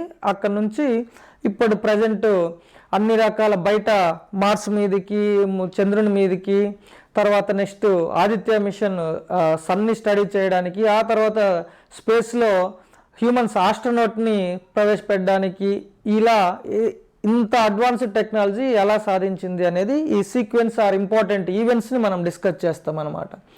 తర్వాత స్పేస్కి సంబంధించి ఇంపార్టెంట్ ఆర్గనైజేషన్ ఇస్రో. ఈ ఇస్రో ఆబ్జెక్టివ్ ఏంటి, ఏ టెక్నాలజీస్ డెవలప్ చేసింది, ఇస్రోలో సంబంధించి స్పేస్కు related important centres, research centres కానీ ఇన్స్టిట్యూషన్స్ ఎక్కడ ఉన్నాయి, వాటి ఇంపార్టెంట్ రోల్ ఏంటి. So Satish Dhawan space centre ఒకటి శ్రీహరికోటలో ఉంది. తర్వాత విక్రమ్ సారాభాయ్ స్పేస్ సెంటర్ తిరువనంతపురంలో ఉంది. స్పేస్ అప్లికేషన్ సెంటర్ అహ్మదాబాద్లో ఉంది. సో ఇట్లాగా చాలా సెంటర్స్ ఉన్నాయి. రిమోట్ సెన్సింగ్ సెంటర్ మనకు హైదరాబాద్లో ఉంది. సో ఇట్లా చాలా రీసెర్చ్ ఇన్స్టిట్యూషన్స్ ఉన్నాయి స్పేస్కి రిలేటెడ్. వాటన్నిటి గురించి మన ఎగ్జామ్ పాయింట్ ఆఫ్ వ్యూలో ఎంతవరకు అవసరమో అంతవరకు రెగ్యులర్ సబ్జెక్ట్ అప్పుడు డిస్కస్ చేసుకుంటాం అన్నమాట. నెక్స్ట్ వచ్చేసి కక్ష, ఇంగ్లీష్లో వచ్చేసి లేదా ఆర్బిట్. సో మనము ఈ స్పేస్ ప్రోగ్రాంలో భాగంగా ఏం చేస్తామంటే శాటిలైట్స్ లేదా ఉపగ్రహాలని మనము స్పేస్లో ఇంట్రడ్యూస్ చేస్తాం. మనం స్పేస్లో ప్రవేశపెడతాము. అవి ఎత్తు చుట్టూ తిరుగుతూ లేదా ఎక్కడైతే ఇంకా బయట వేరే గ్రహాల మీద లేదా ఉపగ్రహాల మీద పెట్టినప్పుడు చంద్రుని మీద అవి అక్కడ తిరుగుతూ వాటి అబ్జర్వ్ చేస్తూ మనకు ఇన్ఫర్మేషన్ని, ఇన్పుట్స్ని ఇమేజెస్ రూపంలో పంపిస్తాయి అన్నమాట. సో అవి ఆ ఎత్తు చుట్టూ మెయిన్ ఏ కక్షలో అయితే, ఏ మార్గంలో అయితే తిరుగుతూ ఉంటాయో దాన్ని ఆర్బిట్ అంటారు అనమాట. సో ఫర్ ఎగ్జాంపుల్ ఎర్త్ ఇట్లా ఉంటే ఇది ఒక ఆర్బిట్ అనుకోండి. సో ఇట్లా తిరుగుతుంటే ఇదొకటి, సో ఇదొకటి. సో ఇవి ఆర్బిట్స్ అంటారన్నమాట. ఈ శాటిలైట్స్ తిరిగాయి. సో ఈ ఎర్త్ నుంచి డిస్టెన్స్ని ఆధారంగా చేసుకొని తర్వాత పొజిషన్ని ఆధారంగా చేసుకొని కక్షల్ని ఒక 5 types ఆఫ్ ఆర్బిట్స్గా చెప్పొచ్చు అనమాట. There are 5 types of orbits based on the distance from the earth and position from the earth అనమాట. సో ఈ ఆర్బిట్స్ 5 ఏంటి అంటే, ముందుగా జియోసింక్రోనస్ ఆర్బిట్.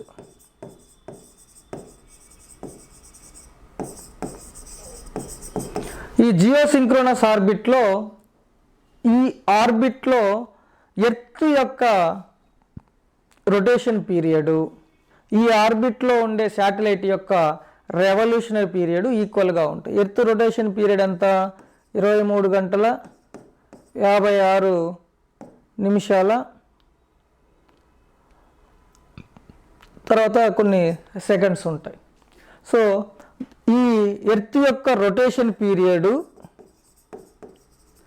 ఈ కక్షలో ఉండే శాటిలైట్ యొక్క రెవల్యూషన్ పీరియడ్, ఎర్త్ యొక్క భ్రమణ కాలము ఈ శాటిలైట్ యొక్క పరిభ్రమణ కాలము ఈక్వల్గా ఉంటాయి. సో ఈ ఆర్బిట్లో, సో ఇది geostationary orbit.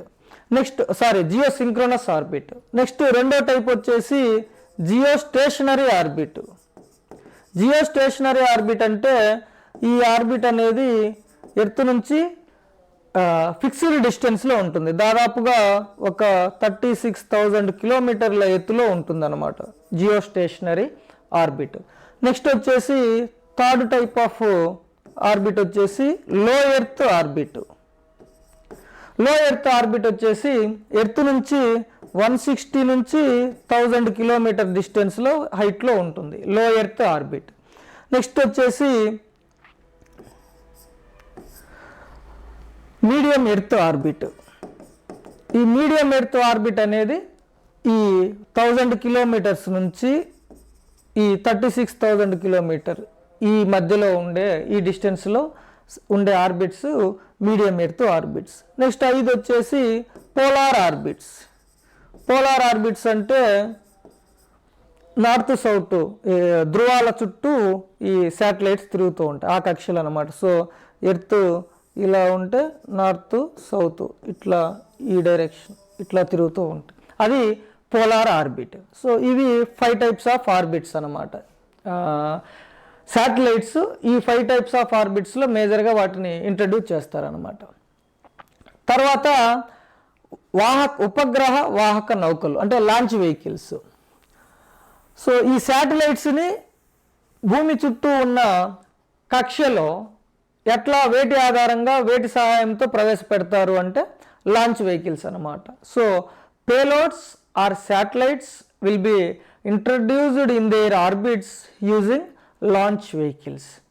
So for example ఇది ఒక ఎక్స్పెరిమెంట్లో ఉండేది చూస్తే పేలోడ్ అనేది లేదా శాటిలైట్ అనేది పైన చిన్నగా కొద్దిగా ఉంటుంది, ఇది మొత్తము లాంచ్ వెహికల్ అనమాట.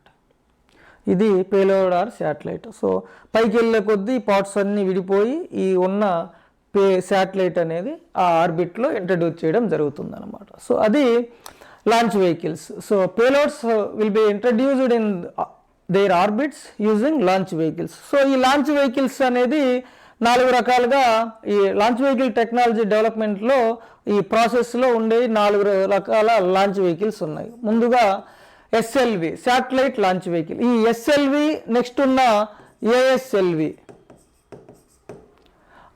Satellite launch vehicle, augmented satellite launch vehicles. యాక్చువల్గా ఇవి 2 ఎక్స్పెరిమెంటల్ స్టేజెస్. అంటే ఇవి యాక్చువల్గా ఈ శాటిలైట్స్ అనేవి ఈ లాంచ్ వెహికల్స్ అనేవి శాటిలైట్స్ని ఆర్బిట్స్లో ప్రవేశపెట్టడానికి వాడము మనము. ఇవి ఎక్స్పెరిమెంటల్ శాటిలైట్స్ అంటే technology demonstration launch vehicles. Experimental launch vehicles అంటే టెక్నాలజీ ఈ శాటిలైట్స్ ద్వారా ఈ లాంచ్ వెహికల్స్ ద్వారా ఈ శాటిలైట్స్ ఆర్ పేలోడ్స్ని మనము ఆర్బిట్లో ప్రవేశపెట్టగలుగుతామా లేదా, ఆ టెక్నాలజీ మనకు ఉందా లేదా అని టెస్ట్ చేసుకోవడానికి ఈ రెండు వాడతారు అన్నమాట, satellite launch vehicles and advanced satellite launch vehicles. ఈ శాటిలైట్ లాంచ్ వెహికల్స్ భూమి నుంచి కొద్దిగా తక్కువ దూరానికి తక్కువ బరువు ఉన్న ఉపగ్రహాలను పంపించి టెస్ట్ చేయడానికి ఇది వాడతారు. దాని తర్వాత కొద్దిగా ఎక్కువ దూరానికి ఎక్కువ బరువు ఉన్న శాటిలైట్స్ని పంపించడానికి ఈ ఆగ్మెంటెడ్ శాటిలైట్ లాంచ్ వెహికల్స్ని వాడతారనమాట. సో ఇవి రెండు సక్సెస్ అయిన తర్వాత ఈ రెండు లాంచింగ్ వెహికల్ సిస్టమ్స్ నెక్స్ట్ ఈ PSLV polar satellite launch vehicles అనేవి డెవలప్ చేయడం జరిగింది. ఈ పోలార్ శాటిలైట్ లాంచ్ వెహికల్సే ఇండియాలో most successful satellite launch vehicles. వీటి యొక్క సక్సెస్ రేటు మోర్ దెన్ 99% ఉందన్నమాట. అందువల్ల వీటిని వర్క్ హార్స్ ఆఫ్ ఇస్రో అని అంటారు. ఇస్రో యొక్క అంత సక్సెస్ ఉంటుంది, అంత డిపెండబిలిటీ ఉంటుంది అనమాట. సో పిఎస్ఎల్వి ద్వారా లాంచ్ వెహికల్ ఇంట్రడ్యూస్ చేస్తున్నామంటే సక్సెస్ అయినట్టే, అలాగనమాట. సో ఈ పిఎస్ఎల్విలో యాక్చువల్గా ఈ లాంచ్ వెహికల్స్ స్టేజెస్ ఉంటాయి. సో ఈ స్టేజెస్ పోలార్ శాటిలైట్ లాంచ్ వెహికల్కి సంబంధించి దీని వర్కింగ్లో 4 స్టేజెస్ ఉంటాయి.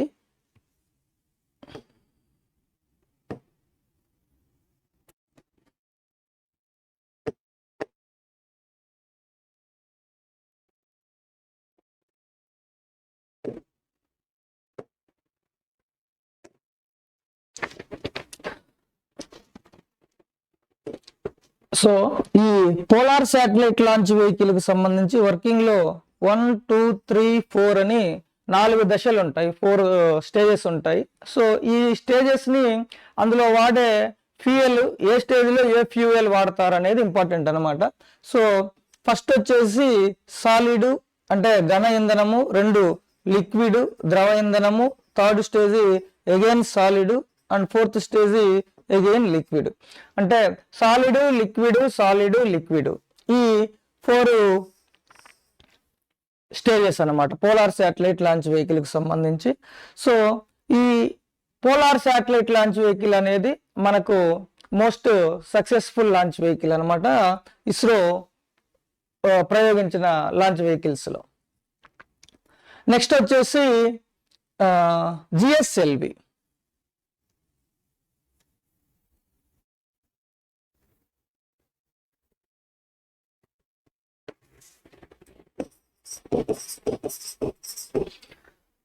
Geosynchronous satellite launch vehicle polar satellite launch vehicle తో పోలిస్తే ఈ జియోసింక్రనస్ శాటిలైట్ లాంచ్ వెహికల్ అనేది ఎక్కువ ద్రవ్యరాశి అండ్ అంటే లార్జ్ మాస్ ఉన్న పేలోడ్స్ ఆర్ శాటిలైట్స్ ని, అదే విధంగా భూమి నుంచి ఎక్కువ దూరం అంటే farther away from the earth payloads ని ఆ ఆర్బిట్స్ లోకి ఇంట్రడ్యూస్ చేయాలి, ప్రవేశపెట్టాలి అంటే జియోసింక్రనస్ శాటిలైట్ లాంచ్ వెహికల్స్ అనేవి ఉపయోగిస్తారనమాట.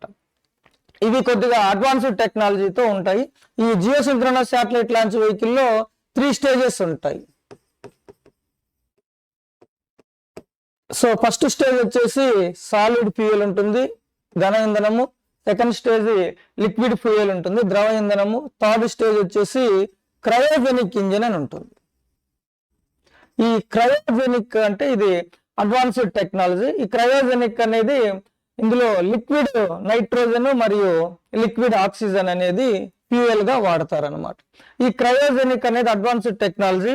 ఇది ఈ ఎక్కువ మాస్ ఎక్కువ వెయిట్ ఉన్న పేలోడ్స్ ని ఎక్కువ దూరం ఉన్న కక్షల్లో ప్రవేశపెట్టడానికి ఈ టెక్నాలజీ అనేది చాలా ఇంపార్టెంట్. ఇది మనము ఇండిజినస్ గా ఈ టెక్నాలజీని డెవలప్ చేసుకున్నాం అనమాట with the help of Russia. So ఇవి జియోసింక్రనస్ శాటిలైట్ లాంచ్ వెహికల్స్ అనమాట.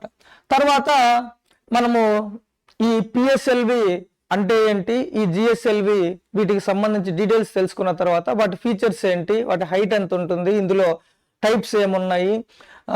పిఎస్ఎల్విలో పిఎస్ఎల్వి నార్మల్ అని ఉంటుంది, పిఎస్ఎల్వి స్ట్రెచ్డ్ అని ఉంటుంది, ఇంకొక టైప్ ఉంటుంది. అలాగే జిఎస్ఎల్విలో జిఎస్ఎల్వి మార్క్ 1, మార్క్ 2, మార్క్ 3 అని టైప్స్ ఉంటాయి అన్నమాట.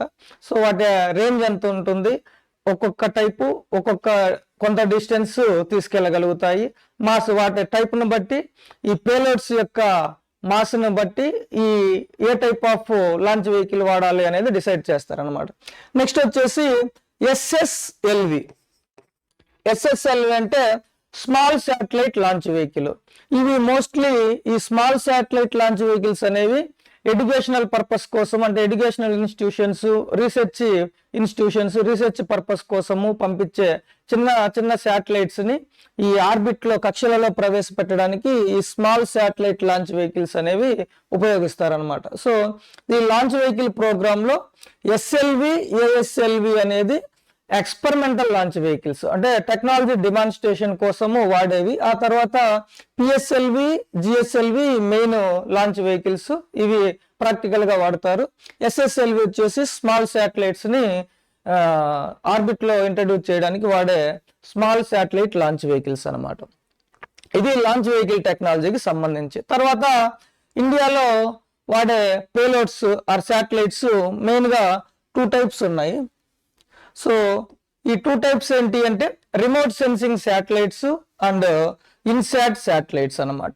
ఈ రిమోట్ సెన్సింగ్ శాటిలైట్స్ అనేవి ముఖ్యంగా న్యాచురల్ రిసోర్సెస్ ని అసెస్ చేయడానికి, అట్మాస్ఫియర్ ని స్టడీ చేయడానికి, ఈ న్యాచురల్ డిజాస్టర్స్ టైంలో ఇమేజెస్ తీయడానికి, సో ఈ పర్పస్ కోసము ఈ remote sensing IRS, Indian remote sensing, IRS అంటే Indian remote sensing satellites. So ఇవి న్యాచురల్ రిసోర్సెస్ ఈ పర్పస్ కోసం వాడతారు అనమాట. డిజాస్టర్ మేనేజ్మెంట్ టైంలో, అట్మాస్ఫియరిక్ స్టడీస్. వేరే ఇన్సాట్ వచ్చేసి అంటే ఇండియన్ నేషనల్ శాటిలైట్స్ సిస్టమ్. వీటిని వచ్చేసి కమ్యూనికేషన్ కోసం ముఖ్యంగా వాడతారు.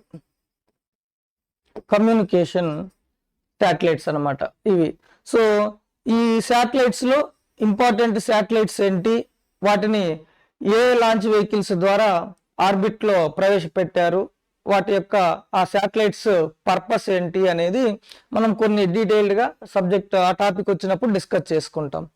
సో తర్వాత నెక్స్ట్ వచ్చేసి ఐఆర్ఎన్ఎస్ఎస్ లేదా నావిక్, అంటే Indian regional navigation satellite system అంటారు అనమాట.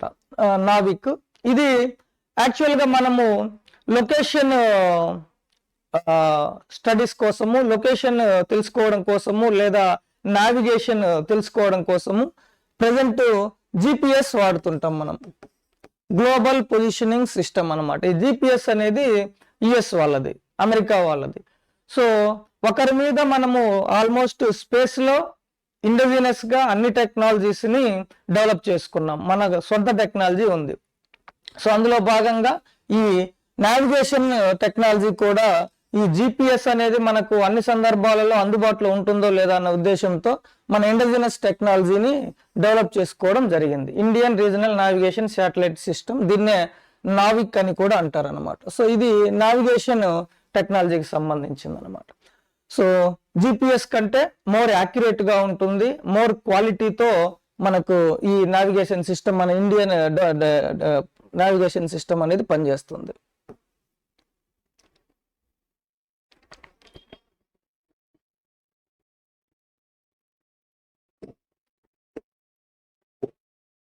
సో నెక్స్ట్ వచ్చేసి ఇటీవల ఇస్రో లేటెస్ట్ గా లాంచ్ చేసిన లేదా ప్రవేశపెట్టిన శాటిలైట్స్ గురించి, ఆ ప్రోగ్రామ్స్ గురించి మనము ఇందులో స్టడీ చేస్తాము. అందులో భాగంగా నిస్సార్ అంటే నాసా మరియు ఇస్రో రెండు కలిపి ప్రవేశపెట్టి లాంచ్ చేసిన శాటిలైట్స్ అవి.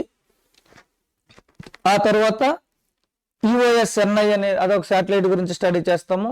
నెక్స్ట్ వచ్చేసి ఇండియా ఇంపార్టెంట్ స్పేస్ మిషన్స్ ఏంటి అంటే Chandrayaan 1, Chandrayaan 2, Chandrayaan 3, Mars orbiter mission, Mars ఉపగ్రహం పైన ప్రవేశపెట్టింది స్టడీ చేయడానికి. ఆస్ట్రోసాట్ అట్మాస్ఫియర్ స్టడీస్ కోసం ప్రవేశపెట్టిన ఇంపార్టెంట్ శాటిలైట్ ఇది. తర్వాత Aditya L1 machine, sun spots, సూర్యుని గురించి, సోలార్ ఎనర్జీ గురించి, వాటి గురించి స్టడీ చేయడం కోసము ఈ ఆదిత్య L1 మిషన్ అనేది ఉంది. ఆ తర్వాత దీంతో పాటు గగనయాన్ అనే ఒకటి ఉంది. సో స్పేస్ అంతరిక్షంలో ఒక స్పేస్ స్టేషన్ ని నిర్మించి అందులోకి ఇండియన్ ఆస్ట్రోనాట్స్ ను వ్యోమగాముల్ని అక్కడికి పంపించి స్పేస్ని స్టడీ చేయడం కోసము గగనయాన్ అనేది మనము చేపట్టిన స్పేస్ ప్రోగ్రామ్ అనమాట. దాంతోపాటు నిస్సార్, తర్వాత ఇంకా లేటెస్ట్ అదర్ టెక్నాలజీస్ గురించి డిస్కస్ చేసుకుంటాం. దాంతోపాటు రీయూజబుల్ లాంచ్ వెహికల్ టెక్నాలజీ అని ఉందంట. పునర్వినియోగ వాహక నౌక, reusable launch vehicle technology. So అంటే ఇప్పుడు మనము ఈ PSLV GSLV launch vehicles satellites ని ఉపగ్రహాలలో ప్రవేశపెడతాయి. అవి ప్రవేశపెట్టిన తర్వాత ఇవి మళ్ళీ వెనక్కి రావు. ఆ లాంచ్ వెహికల్ అట్లాగే మనము కోల్పోతాం అన్నమాట. అది సముద్రంలో కూల్చేస్తాం. సో అట్లా కాకుండా ఆ లాంచ్ చేసిన లాంచ్ వెహికల్ తిరిగి మళ్ళీ మనము ఎక్కడి నుంచి అయితే లాంచ్ చేసామో అక్కడికే తీసుకొచ్చి రీయూజ్ చేసే విధంగా టెక్నాలజీ డెవలప్ చేయడానికి రీసెర్చ్ జరుగుతుంది. దాన్ని రీయూజబుల్ లాంచ్ వెహికల్ టెక్నాలజీ అని అంటాం అన్నమాట. ఈ టెక్నాలజీ యుఎస్ లో ప్రైవేట్ కంపెనీ టెస్లా ఉంది, ఎలాన్ మస్క్ది. వాళ్ళు ఆల్రెడీ ఈ టెక్నాలజీని డెవలప్ చేసుకున్నారు. అడ్వాన్స్డ్ స్టేజ్ లో ఈ టెక్నాలజీ డెవలప్మెంట్ అనేది ఉంది అక్కడ. సో మన ఇండియా కూడా ఇస్రో ఈ లాంచ్ వెహికల్స్ ని రీయూజ్ చేసే విధంగా ఈ టెక్నాలజీని డిమాన్స్ట్రేషన్ కోసము ఎక్స్పెరిమెంట్ చేస్తున్నారు. అది కూడా తెలుసుకుంటాం. నెక్స్ట్ వచ్చేసి ఇస్రో ఇంటర్నేషనల్ కోఆపరేషన్స్ తో ఏ ప్రాజెక్టులు చేపట్టింది అనేది చదువుతాం అన్నమాట. ఇది స్పేస్ కు సంబంధించి. ఇస్రో స్పేస్ లో ఇండియా సాధించిన ఇంపార్టెంట్ ఈవెంట్స్ ఏంటి, తర్వాత ఇంపార్టెంట్ స్పేస్ రీసెర్చ్ సెంటర్స్ ఎక్కడ ఉన్నాయి, ఆర్బిట్స్ అంటే ఏంటి, లాంచ్ వెహికల్ టెక్నాలజీ, శాటిలైట్స్, తర్వాత లేటెస్ట్ శాటిలైట్స్ ఎక్స్పెరిమెంట్స్ ఏంటి, ఇంపార్టెంట్ స్పేస్ మిషన్స్ ఏంటి, ఇవన్నీ డీటెయిల్గా మనము చదువుతాం అన్నమాట. సో అది 1.3.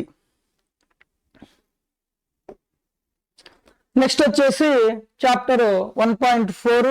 1.4 వచ్చేసి డిఫెన్స్ టెక్నాలజీ అన్నమాట. డిఫెన్స్ టెక్నాలజీకి సంబంధించి మనకు డిఆర్డిఓ అనేది important organisation. DRDO defence research development organisation.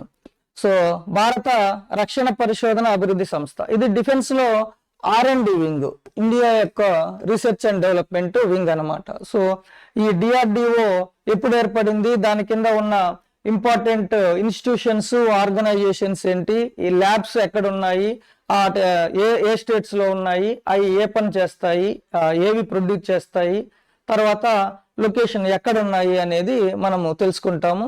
తర్వాత దాంతోపాటు డిఆర్డిఓ మోటో ఒకటి ఉంటుంది అనమాట. Source of strength is science. Source of strength అంటే బలస్య మూలం విజ్ఞానం అని ఈ డిఆర్డిఓ యొక్క మోటో. అది source of strength is science. So సైన్సే స్ట్రెంగ్త్ కి మూలము అని చెప్పేసి వీళ్ళ మోటో అన్నమాట. సో తర్వాత డిఆర్డిఓ 2 టైప్స్ ఆఫ్ మిసైల్స్ టెక్నాలజీని డెవలప్ చేసింది. బాలిస్టిక్ మిసైల్ ఒకటి, తర్వాత క్రూయిజ్ మిసైల్ ఒకటి. So ballistic missile, cruise missile. Ballistic missile అంటే ఈ మిసైల్ ని లాంచ్ చేసిన తర్వాత ఇది ఎర్త్ అట్మాస్ఫియర్ ని దాటిపోయి పైకి వెళ్ళేసి నెక్స్ట్ వచ్చేసి టార్గెట్స్ ని ఛేదిస్తుంది అనమాట. సో ఇది ballistic missile technology. Cruise missile technology అంటే ఎర్త్ అట్మాస్ఫియర్ లోనే ఉంటుంది, దీన్ని చివర టార్గెట్ ని హిట్ చేసేంత వరకు గైడ్ చేస్తూ ఉండొచ్చు, అందువల్ల దీన్ని గైడెడ్ మిసైల్ అని కూడా అంటారు అనమాట. సో ఇండియా దగ్గర బోత్ బాలిస్టిక్ మిసైల్ టెక్నాలజీ ఉంది, క్రూయిజ్ మిసైల్ టెక్నాలజీ ఉంది. క్రూయిజ్ మిసైల్ టెక్నాలజీకి బెస్ట్ ఎగ్జాంపుల్ బ్రహ్మోస్. ఇది మనము రష్యా రెండు దేశాలు కలిసి జాయింట్ గా డెవలప్ చేసిన మిసైల్స్ అనమాట. ఈ బ్రహ్మోస్ గురించి లాస్ట్ ఇయర్ మెయిన్స్ క్వశ్చన్ లో ఒక క్వశ్చన్ వచ్చింది క్వశ్చన్ పేపర్ లో. నెక్స్ట్ వచ్చేసి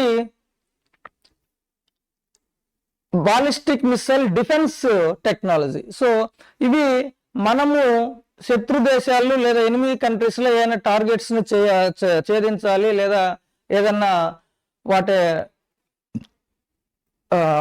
ప్రాపర్టీస్ కానీ లేదా టెర్రరిస్ట్ ఆర్గనైజేషన్స్ ని కానీ క్యాంప్స్ ని కానీ టార్గెట్ చేసి డిస్ట్రాయ్ చేయాలి అంటే ఈ మిసైల్స్ వాడతాం. But at the same time enemy countries కూడా మిసైల్స్ ని మన మీద ప్రయోగించడానికి అవకాశం ఉంటుంది. అలాంటప్పుడు ఆ మిసైల్స్ ని ఇంటర్సెప్ట్ చేసి ఇవి మనకు డ్యామేజ్ కలిగించకుండా అట్మాస్ఫియర్ లోనే వాటిని ఆపేసే టెక్నాలజీని మిసైల్ డిఫెన్స్ టెక్నాలజీ అని అంటారు అనమాట. సో అవి అలాంటివి మన దగ్గర టూ టైప్స్ ఆఫ్ టెక్నాలజీస్ ఉన్నాయి. సో ఒకటి పృథ్వీ ఎయిర్ డిఫెన్స్ టెక్నాలజీ, రెండు వచ్చేసి advanced air defence technology. So last time మనకు ఆపరేషన్ సింధూర్ జరిగినప్పుడు మనము పాకిస్తాన్ లో ఉన్న చాలా టార్గెట్స్ ని, చాలా టెర్రర్ క్యాంప్స్ ని డిస్ట్రాయ్ చేయడం జరిగింది.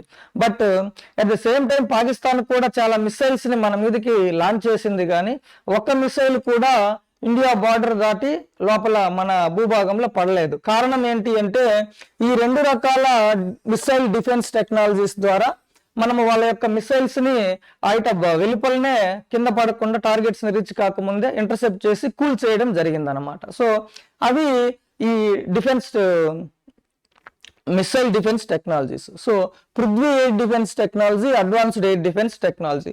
సో మన దగ్గర ఈ టెక్నాలజీ అయితే ఉంది, కానీ మొట్టమొదటిసారిగా ఈ టెక్నాలజీ ఇంత స్ట్రాంగ్ గా, ఇంత పవర్ఫుల్ గా ఉండి 100% యాక్యురసీతో మిసైల్స్ ని ఇంటర్సెప్ట్ చేస్తాయి అని మనకు మొన్న ఆపరేషన్ సింధూర్ అప్పుడే తెలిసింది. ఎందుకంటే అంతకుముందు మిసైల్స్ మన మీద ఎవరు టార్గెట్ చేయలేదు. మనకు ఈ టెక్నాలజీని రియల్ గా వార్ లైక్ సిచ్యువేషన్స్ లో టెస్ట్ మనము పనిచేస్తుందా లేదా అని తెలుసుకోవడానికి అవకాశం రాలేదు. మొన్న ఆపరేషన్ సింధూర్ అప్పుడు మోస్ట్ సక్సెస్ఫుల్ గా ఒక్క మిసైల్ కూడా ఇండియా భూభాగం మీద పడకుండా అన్నింటినీ ఇంటర్సెప్ట్ చేసి ఆపేయడం జరిగింది అనమాట. సో అవి వాటి గురించి ఇందులో ఆ టెక్నాలజీస్ ఏంటి, ఏ టైప్ ఆఫ్ మిసైల్స్ ని ఇంటర్సెప్ట్ చేయడానికి వీటిల్లో ఏ టెక్నాలజీ వాడతారు అనేది మనం డీటెయిల్ గా తర్వాత తెలుసుకుంటాం. ఆ తర్వాత ఇస్రో డెవలప్ చేసిన అన్మాన్డ్ ఏరియల్ వెహికల్స్ అంటే మానవరహిత విమానాలు, వాటి గురించి కూడా తెలుసుకుంటాము. తర్వాత డిఆర్డిఓ డెవలప్ చేసిన అన్మాన్డ్ ఏరియల్ వెహికల్స్. నెక్స్ట్ వచ్చేసి ఈ డిఆర్డిఓ ఈ టెక్నాలజీ డిఫెన్స్ ఎక్విప్మెంట్ లో వాడే టెక్నాలజీని మనము అదర్ ఫీల్డ్స్ లో కూడా వాడుకోవచ్చు అనమాట. సో ఎలక్ట్రానిక్స్ లో, కంప్యూటర్ సైన్సెస్ లో, సో ఈ అదర్ ఫీల్డ్స్ లో ఈ యొక్క అప్లికేషన్స్ ఏంటి అనేది తెలుసుకుంటాము. నెక్స్ట్ ఇంపార్టెంట్ వచ్చేసి integrated guided missile development programme అని ఈ మిసైల్ డెవలప్మెంట్ ప్రోగ్రామ్ ఉంది ఒకటి. సో ఈ మనకు 5 రకాల క్షిపణులు ఉన్నాయి. ఆ 5 రకాల క్షిపణులని సో ఈ ప్రోగ్రామ్ లో భాగంగా డెవలప్ చేయడం జరిగింది. ఈ ప్రోగ్రామ్ ని వచ్చేసి డిజైన్ చేసింది అబ్దుల్ కలాం గారు, ఏపీజే అబ్దుల్ కలాం గారు. ఈ 5 రకాల క్షిపణులు ఉంటే ఇండియా యొక్క డిఫెన్స్ సిస్టమ్ స్ట్రెంగ్థెన్ అవుతుంది అని చెప్పేసి 1980s లో ఈ programme integrated guided missile development programme ని డిజైన్ చేశారు. ఈ ప్రోగ్రామ్ లో భాగంగా అగ్ని, త్రిశూలు, పృథ్వీ, ఆకాశ్, నాగ్ అని ఈ 5 రకాల మిసైల్స్ అనేది డెవలప్ చేయడం జరిగింది. పృథ్వీ, అగ్ని, త్రిశూలు, ఆకాశ్, నాగ్. సో ఈ మిసైల్స్ అనేవి లాంచ్ చేసే ప్లేస్ ని బట్టి, అటువైపు టార్గెట్ ప్లేస్ ని బట్టి సర్ఫేస్ టు సర్ఫేస్, భూమి మీద నుంచి భూమి మీదకి, సర్ఫేస్ టు ఎయిర్, ఆకాశం, భూమి మీద నుంచి ఆకాశంలోకి, తర్వాత ఎయిర్ టు ఎయిర్, ఆకాశంలో నుంచి ఆకాశంలోనికి, అంటే ఈ టార్గెట్ ప్లేస్ ప్లస్ లాంచ్ చేసే ప్లేస్ ని ఆధారంగా చేసుకొని ఇలా క్లాసిఫై చేశారు. ఆ డీటెయిల్స్ అనేది మనము తర్వాత తెలుసుకుంటాం అనమాట. సో అవి integrated guided missile development technology అనమాట. సో ఆ తర్వాత లేటెస్ట్ కరెంట్ ఈవెంట్స్ కానీ, న్యూ ప్రాజెక్ట్స్ కానీ ఈ డిఆర్డిఓ నుంచి వచ్చి ఉంటే అవి కూడా మనము అప్పటికి అప్డేట్స్ ఇస్తూ ఆ క్లాసెస్ లో డిస్కస్ చేసుకుంటాం. ఇది డిఆర్డిఓకి సంబంధించింది అనమాట, డిఫెన్స్ టెక్నాలజీకి సంబంధించి. సో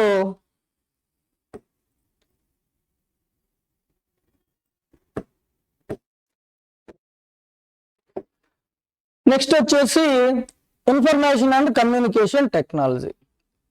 ఈ ఇన్ఫర్మేషన్ అండ్ కమ్యూనికేషన్ టెక్నాలజీ ఐటీకి ఎక్స్టెన్షనే ఐసిటి. ఐసీ సింపుల్గా ఇన్ఫర్మేషన్ టెక్నాలజీ, ఐసీటీ కమ్యూనికేషన్స్ మీద ఎక్కువగా ఫోకస్ ఉంటుందన్నమాట. సో ఈ చాప్టర్లో భాగంగా, ఈ సబ్ చాప్టర్లో భాగంగా మనము కంప్యూటర్ జనరేషన్స్ 5 ఉన్నాయి. కంప్యూటర్స్ మొదట చాలా పెద్దగా, ఈ మన పెద్ద రూమ్ కంటే పెద్ద సైజులో కంప్యూటర్లు ఉండేవి. అక్కడ నుంచి ప్రజెంట్ ఉన్న ఆర్టిఫిషియల్ ఇంటెలిజెన్స్ లో చిన్న చిన్న కంప్యూటర్స్ ఎలా ఎవాల్వ్ అయ్యాయి, ఎలా డెవలప్ చేశారు అనేది ఈ జనరేషన్స్ గా ఉన్నాయి. First generation, second generation, third generation, fourth generation, and now artificial intelligence ని బేస్ చేసుకొని ఉండే కంప్యూటర్లు 5th జనరేషన్ ఉన్నాయి. వాటి గురించి చదువుతాం. తర్వాత కంప్యూటర్స్ వర్గీకరణ, కంప్యూటర్స్ 3 రకాలుగా క్లాసిఫై చేశారు. Analogue computers, digital computers and hybrid computers.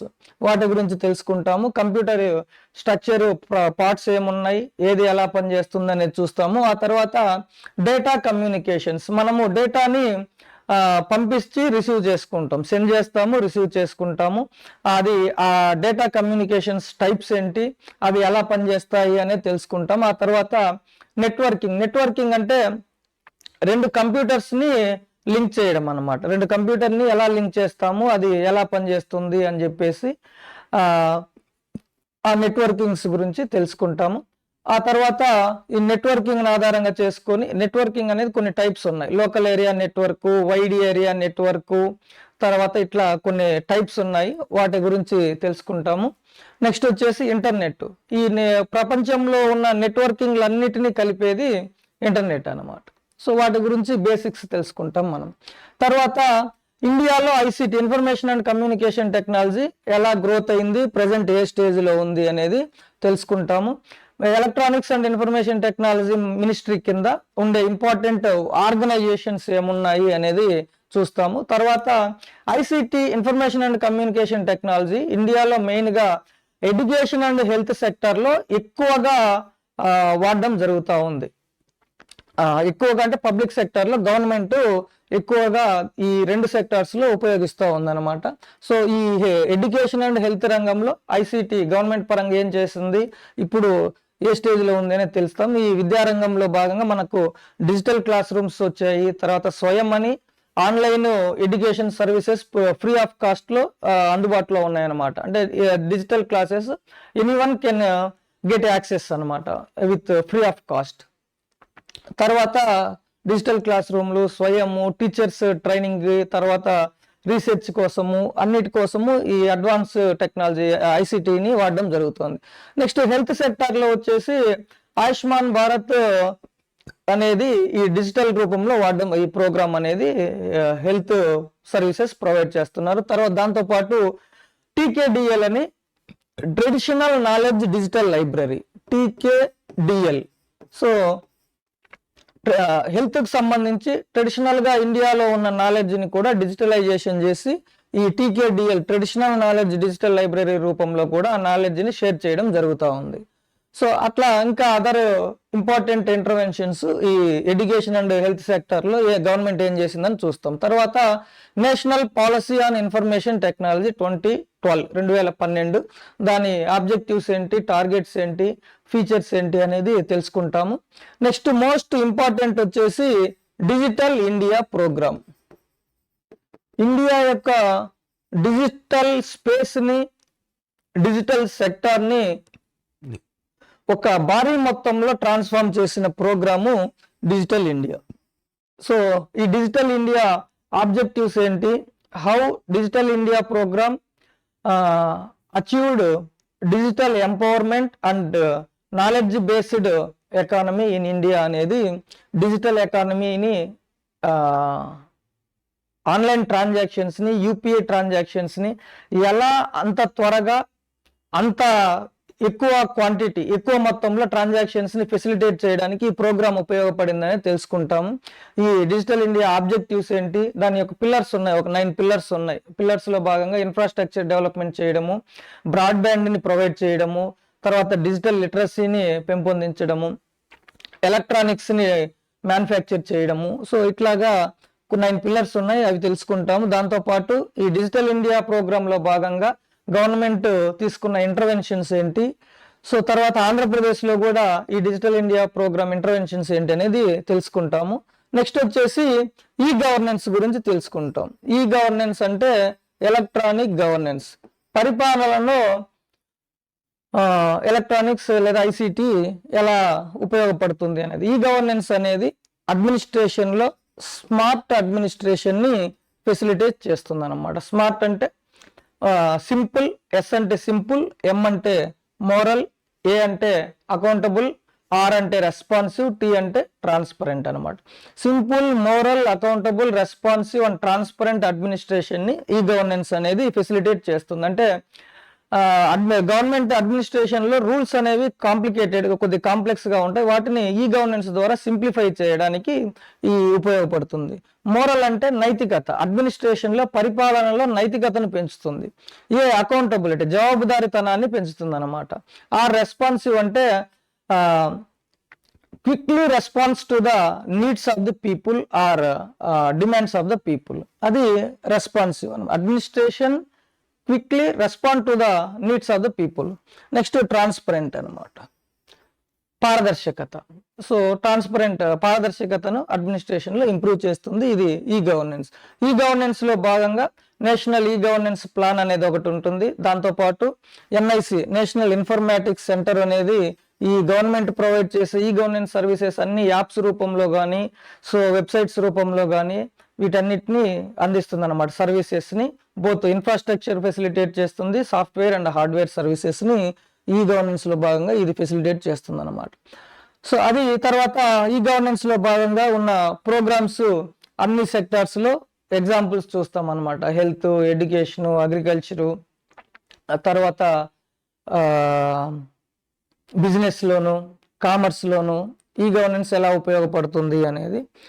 తర్వాత e governance services government to citizen, government to business, governance అనమాట. టైప్స్ అవి, వాటి గురించి కూడా డిస్కస్ చేస్తాం. నెక్స్ట్ వచ్చేసి next topic cyber security. So మనము ఈ ఐసిటి మొత్తము సైబర్ స్పేస్లోనే, అంటే ఈ సైబర్ స్పేస్ అనేది ఇన్విజిబుల్ స్పేస్ అనమాట, మనకు కనిపించదు. కాకపోతే ఇదంతా ప్రాపర్గా జరగాలి, ఎటువంటి ఇబ్బందులు లేకుండా ఉండాలి అంటే ఈ సైబర్ స్పేస్ని మనం రక్షించుకోవాల్సి ఉంటుంది. We need to protect our cyberspace for smooth functioning of information and communication technology.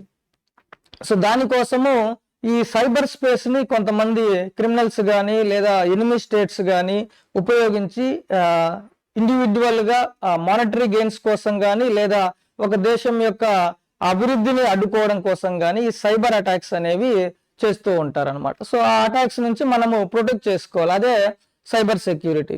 So ఈ సైబర్ అటాక్స్ కొన్ని చాలా రకరకాలుగా ఎట్లా పడితే అట్లా అటాక్ చేయడానికి లేదా డిస్ట్రక్ట్ చేయడానికి ట్రై చేస్తూ ఉంటారు. సో ఆ సైబర్ అటాక్స్ అనేవి ransomware, malware, phishing, botnet, trojan net, vishing, spoofing అని చాలా రకాలుగా ఉన్నాయి. తర్వాత cyber warfare, cyber crime, cyber terrorism అని అవన్నీ మనము రెగ్యులర్ టాపిక్లో డిస్కస్ చేస్తాము. అవి చాలా రకాలు ఉంటాయి. ఇందులో అయితే last time previous question ransomware మీద ప్రీవియస్ క్వశ్చన్ వచ్చింది. నెక్స్ట్ వచ్చేసి national cyber security policy 2013. National cyber security policy ఇది సైబర్ సెక్యూరిటీకి సంబంధించి ఇంపార్టెంట్ పాలసీ. ఈ పాలసీలో భాగంగా చాలా ఇంటర్వెన్షన్స్ అనేది ఈ పాలసీలో ఉన్న ఆబ్జెక్టివ్స్ని ఆధారంగా చేసుకొని సైబర్ సెక్యూరిటీలో గవర్నమెంట్ ఆఫ్ ఇండియా చాలా ఇంటర్వెన్షన్స్ ఇంట్రడ్యూస్ చేసింది. ఇంటర్వెన్షన్స్ తర్వాత కొన్ని ఇన్స్టిట్యూషన్స్ని కూడా ఎస్టాబ్లిష్ చేసింది అనమాట. సో దీని యొక్క ఆబ్జెక్టివ్స్ ఏంటి, దాని యొక్క టార్గెట్స్ ఏంటి, మనం ఎంతవరకు అచీవ్ చేసాము అనేది డీటెయిల్స్ తర్వాత మనం డిస్కస్ చేసుకుంటాం. తర్వాత నేషనల్ క్రైమ్ రికార్డ్స్ బ్యూరో, దానిలో అంటే అన్ని క్రైమ్స్ని అది రికార్డ్ చేస్తూ ఉంటుంది. దాంతోపాటు అది సైబర్ క్రైమ్స్ని కూడా రికార్డ్ చేస్తుంది. తర్వాత information technology act 2000, IT act. So ఈ యాక్ట్ ద్వారా మనకు ఎలక్ట్రానిక్ ఎవిడెన్స్ లేదా ఎలక్ట్రానిక్స్కి లీగాలిటీ వచ్చిందనమాట. అప్పటి వరకు ఎలక్ట్రానిక్ ఎవిడెన్స్కి కానీ లేదా ఎలక్ట్రానిక్ ఈ క్రైమ్స్ అంటే కంప్యూటర్ ద్వారా జరిగే క్రైమ్స్కి కానీ ఎలా డీల్ చేయాలా ఏంటి అనేది లేదు. సో ఐటీ యాక్ట్ 2000లో దీనికి లీగాలిటీ చట్టబద్ధత వచ్చింది. సో దాంట్లో ఇంపార్టెంట్ ప్రొవిజన్స్ ఏంటి, ఆ యాక్ట్ ప్రకారము ఏవి కంప్యూటర్ నేరాలు అంటే సైబర్ క్రైమ్స్, ఎలక్ట్రానిక్ క్రైమ్స్ కిందకి వస్తాయి, ఏవి రావు అనేది దాంట్లో డిస్కస్ చేస్తాము. ఇంపార్టెంట్ సెక్షన్స్ మనము చూస్తాం అన్నమాట. తర్వాత ఈ సైబర్ క్రైమ్కి సంబంధించి సెట్ ఇన్ అని ఉంటుంది, కంప్యూటర్ ఎమర్జెన్సీ రెస్పాన్స్ టీమ్ అని ఉంటుంది. అది ఏం పని చేస్తుందని చూస్తాము. Indian cyber crime coordination centre అని ఒకటి ఉంది, దాని ఆబ్జెక్టివ్స్ ఏంటో చూస్తాము. తర్వాత సైబర్ స్వచ్ఛతా కేంద్రము, క్రిటికల్ ఇన్ఫ్రాస్ట్రక్చర్ ప్రొటెక్షన్ సెంటరు అవన్నీ ఉన్నాయి, వాటి గురించి చూస్తాము. National cyber coordination centre, so అది సైబర్ క్రైమ్స్లో అదర్ ఆర్గనైజేషన్స్తో కోఆర్డినేట్ చేసుకుంటూ సైబర్ అటాక్స్ జరగకుండా ఎలా ట్యాకిల్ చేస్తుంది అనేది అది చూస్తాము. తర్వాత మహిళలు మరియు పిల్లలపై సైబర్ క్రైమ్స్ జరగకుండా ఏం చేయాలనేది చూస్తాము.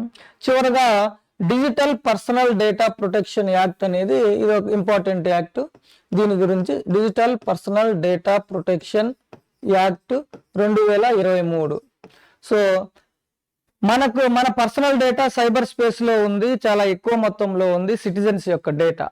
సో ఈ ప్రైవసీ అండ్ ఇండివిజువల్ డేటా అనేది ఈ డేటాను ప్రొటెక్ట్ చేయడము, ఈ డేటా ప్రొటెక్షన్ అనేది ఫండమెంటల్ రైట్ అన్నమాట. డేటా ప్రైవసీ ఫండమెంటల్ రైట్ అన్నమాట, సిటిజన్స్ యొక్క ప్రైవసీ. అందువల్ల సుప్రీంకోర్టు ఈ ప్రైవసీని, ఈ right to privacy fundamental right కాబట్టి దాన్ని ప్రొటెక్ట్ చేయడానికి యాక్ట్ను చేయమని చెప్పి డైరెక్షన్స్ ఇస్తే దాన్ని బేస్ చేసుకొని ఆర్డర్ని ఈ central government digital personal data protection act అనేది ఇంట్రడ్యూస్ చేయడం జరిగింది. దీంట్లో ఇంపార్టెంట్ ప్రొవిజన్స్ ఏమున్నాయి, ఏ సందర్భంలో మాత్రమే సిటిజన్స్ యొక్క అనుమతి లేకుండా గవర్నమెంట్ వాళ్ళ డేటాను వాడుకోవచ్చు, అది చాలా రేర్ కండిషన్స్లోనే ఉంటుంది. సో ఆ ఇంపార్టెంట్ ఫీచర్స్ ఏంటి అనేది digital personal data protection act మనము రెగ్యులర్ క్లాస్లో చూస్తాం. దీంతో పాటు ఈ యాక్ట్లో ఒక ప్రొవిజన్ ఏంటంటే, ఇప్పటి వరకు ఈ మల్టీనేషనల్ కంపెనీస్ MNCs ఈ మన డేటాని, ఈ ఐటీ ఫీల్డ్లో చాలా కంపెనీలు డేటాని మనము వాళ్ళకు ఇవ్వడం అంటే జీమెయిల్ అంటే మనం జీమెయిల్ లాంచ్ చేసినప్పుడు మనం మన డీటెయిల్స్ ఎంటర్ చేస్తాం. ఆ జీమెయిల్ అనేది US వాడిది. తర్వాత మనం వాడే యాప్స్ మొత్తం చాలా వరకు స్మార్ట్ ఫోన్స్లో ఉన్నాయన్నీ వేరే కంట్రీస్లో ఉన్నాయన్నమాట. సో ఈ డేటా సెంటర్స్ అనేవి వాళ్ళు ఇక్కడ స్టోర్ చేయడానికి, ఇన్ఫర్మేషన్ స్టోర్ చేయడానికి వాళ్ళు ఎవరు ఇక్కడ డేటా సెంటర్స్ అనేవి పెట్టలేదు, ఫెసిలిటీ లేదు వాళ్ళకు. సో ఈ యాక్ట్ మాత్రము మ్యాండేటరీ చేసింది. సో మీరు అక్కడికి డేటా తీసుకెళ్ళడానికి లేదు, ఇండియన్ సిటిజన్స్ యొక్క డేటా ఇండియాలోనే స్టోర్ చేసి ఇక్కడే ప్రాసెస్ చేయాలనేది మ్యాండేట్ చేసింది అనమాట. సో అందువల్ల ఈ ఫీచర్, ఇది రీసెంట్ యాక్ట్, దాంట్లో ఇంపార్టెంట్ ఫీచర్స్ ఉన్నాయి, ఇది చూస్తాం మనం. ఇది ICTకి సంబంధించి. నెక్స్ట్ వచ్చేసి న్యూక్లియర్ టెక్నాలజీ. ఈ న్యూక్లియర్ టెక్నాలజీ ఉపయోగించి మనము న్యూక్లియర్ ఎనర్జీని ప్రొడ్యూస్ చేస్తాం అన్నమాట. ఈ nuclear energy both peaceful purpose కోసం వాడుకోవచ్చు లేదా డిస్ట్రక్షన్ కోసము వాడుకోవచ్చు. సో న్యూక్లియర్ టెక్నాలజీని ఉపయోగించి ఈ న్యూక్లియర్ రియాక్షన్స్ అనేవి జనరల్గా అంటే అన్కంట్రోల్డ్ రియాక్షన్స్ అనమాట. ఒక్కసారి ఈ న్యూక్లియర్ చర్య అనేది స్టార్ట్ అవుతే అది రీఇన్ఫోర్స్ చేసుకుంటూ ఆ న్యూక్లియర్ సబ్స్టాన్స్, న్యూక్లియర్ మెటీరియల్ అయిపోయేంత వరకు ఆ చర్య జరుగుతూనే ఉంటుంది అనమాట. సో అందువల్ల ఈ న్యూక్లియర్ రియాక్షన్స్ని కంట్రోల్ చేసి న్యూక్లియర్ ఎనర్జీని ప్రొడ్యూస్ చేయడానికి న్యూక్లియర్ రియాక్టర్స్ అనేవి డెవలప్ చేశారనమాట. సో ఈ న్యూక్లియర్ ఎనర్జీని 2 రకాల ప్రాసెస్ పద్ధతుల ద్వారా రేడియో యాక్టివ్ ఎలిమెంట్స్ నుంచి ప్రొడ్యూస్ చేయొచ్చు అనమాట. ఒకటి న్యూక్లియర్ ఫిషన్, రెండోది న్యూక్లియర్ ఫ్యూజన్. కేంద్రక విచ్చిత్తి, కేంద్రక సంలీనము. న్యూక్లియర్ ఫిషన్, కేంద్రక విచ్చిత్తి పేరులోనే ఉంది. విచ్చిత్తి అంటే ఒక పరమాణు కేంద్రకము విచ్చిత్తి చెంది 2 లేదా ఎక్కువ కేంద్రకాలుగా ఏర్పడినప్పుడు వెలువడే శక్తి, ఈ అణుశక్తి వెలువడుతుంది అనమాట. ఒక పరమాణు కేంద్రకము 2 లేదా ఎక్కువ కేంద్రకాలుగా విచ్చిత్తి చెందుతుంది. సో ఈ ప్రిన్సిపల్ ఆధారంగా చేసుకొని ఈ అటామ్ బాంబ్ అనేది పనిచేస్తుంది. న్యూక్లియర్ ఫిజన్ ఆర్ కేంద్రక విచ్చిత్తిని ఆధారంగా చేసుకొని. కేంద్రక సంలీనం వచ్చేసి న్యూక్లియర్ ఫ్యూజన్. సో 2 లేదా 3 పరమాణు కేంద్రకాలు కలిసిపోయి, సంలీనం అంటే కలిసిపోయి ఒక పరమాణు కేంద్రకంగా మారినప్పుడు వెలువడే శక్తి అణుశక్తి వెలువడుతుంది.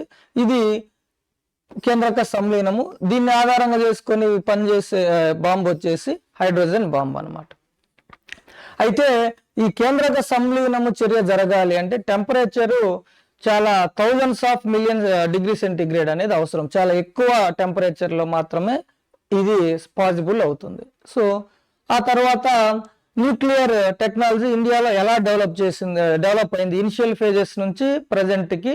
సో ఎలా మనము ఇండిజినస్గా టెక్నాలజీని డెవలప్ చేసుకున్నాము. ఇనిషియల్గా అయితే ఇండిపెండెన్స్ వచ్చిన తర్వాత మనకు ఫ్రాన్స్, రష్యా కొద్దిగా టెక్నాలజీ సపోర్ట్ చేశాయి. అయితే మనము 1974లో న్యూక్లియర్ టెస్టులు చేసాం, అణు పరీక్షలు చేసిన తర్వాత ఇంటర్నేషనల్ శాంక్షన్స్ అనేవి న్యూక్లియర్ టెక్నాలజీ మనతో షేర్ చేయకూడదు అని చెప్పేసి మన మీద ఆంక్షలు విధించింది US and other European countries అనమాట. సో అయినప్పటికీ మనము మన న్యూక్లియర్ టెక్నాలజీని ఇండిజినస్ గానే సొంతంగా తయారు చేసుకొని డెవలప్ చేసుకొని మళ్ళీ 1998లో రెండోసారి కూడా అణు పరీక్షలు చేసాం. 1974లో మొదటిసారి, మళ్ళీ 1998లో కూడా చేసి సక్సెస్ఫుల్ గా న్యూక్లియర్ పవర్ కంట్రీగా మనము ఎదిగామన్నమాట. సో ఈ ఇంపార్టెంట్ ఇన్సిడెంట్స్ గురించి చూస్తాము. తర్వాత న్యూక్లియర్ రీసెర్చ్ సెంటర్స్ మనకు ఎక్కడున్నాయి ఇండియాలో అనేది చూస్తాము. న్యూక్లియర్ రియాక్టర్ పనిచేసే విధానము అంటే ఇందాకనే నేను చెప్పాను, న్యూక్లియర్ రియాక్షన్ అనేది అన్కంట్రోల్డ్ రియాక్షన్.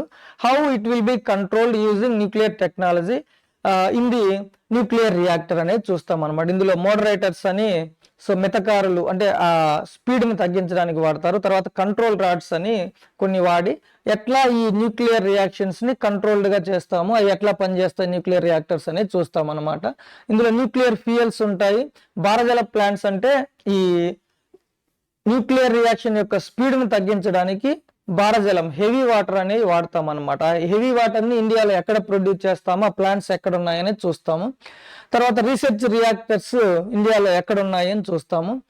నెక్స్ట్ వచ్చేసి ఐసోటోప్స్ అనేవి అంటే ఏంటి, అవి ఎలా ఉంటాయి అనేది మనం రెగ్యులర్ టాపిక్ అప్పుడు చూస్తాం. ఇప్పుడు మాత్రము ఈ ఐసోటోప్స్ ఎక్కువగా మెడిసిన్, హెల్త్ రంగంలోను, తర్వాత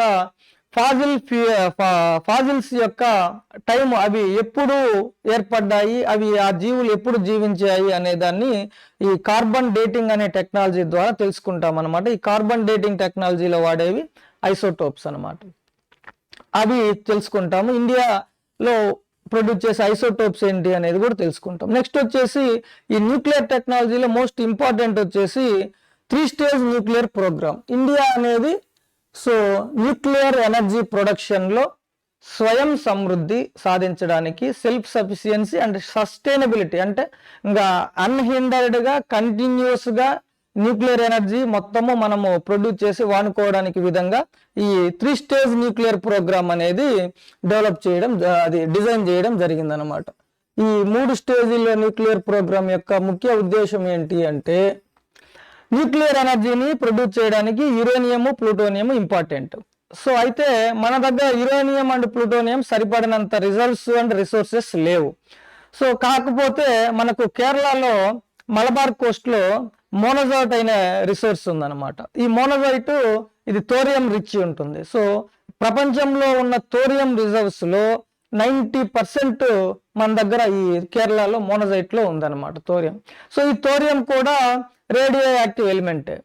సో ఆ థోరియం నుంచి న్యూక్లియర్ ఎనర్జీ అణుశక్తిని ప్రొడ్యూస్ చేయడము మన 3 స్టేజ్ న్యూక్లియర్ పవర్ ప్రోగ్రామ్ యొక్క ముఖ్య ఉద్దేశం అనమాట. కాకపోతే థోరియం నుంచి న్యూక్లియర్ ఎనర్జీని ప్రొడ్యూస్ చేసే టెక్నాలజీ మన దగ్గర లేదు. అట్ ద సేమ్ టైమ్ ప్రపంచంలో ఇతర దేశాల దగ్గర కూడా ఆ టెక్నాలజీ లేదు.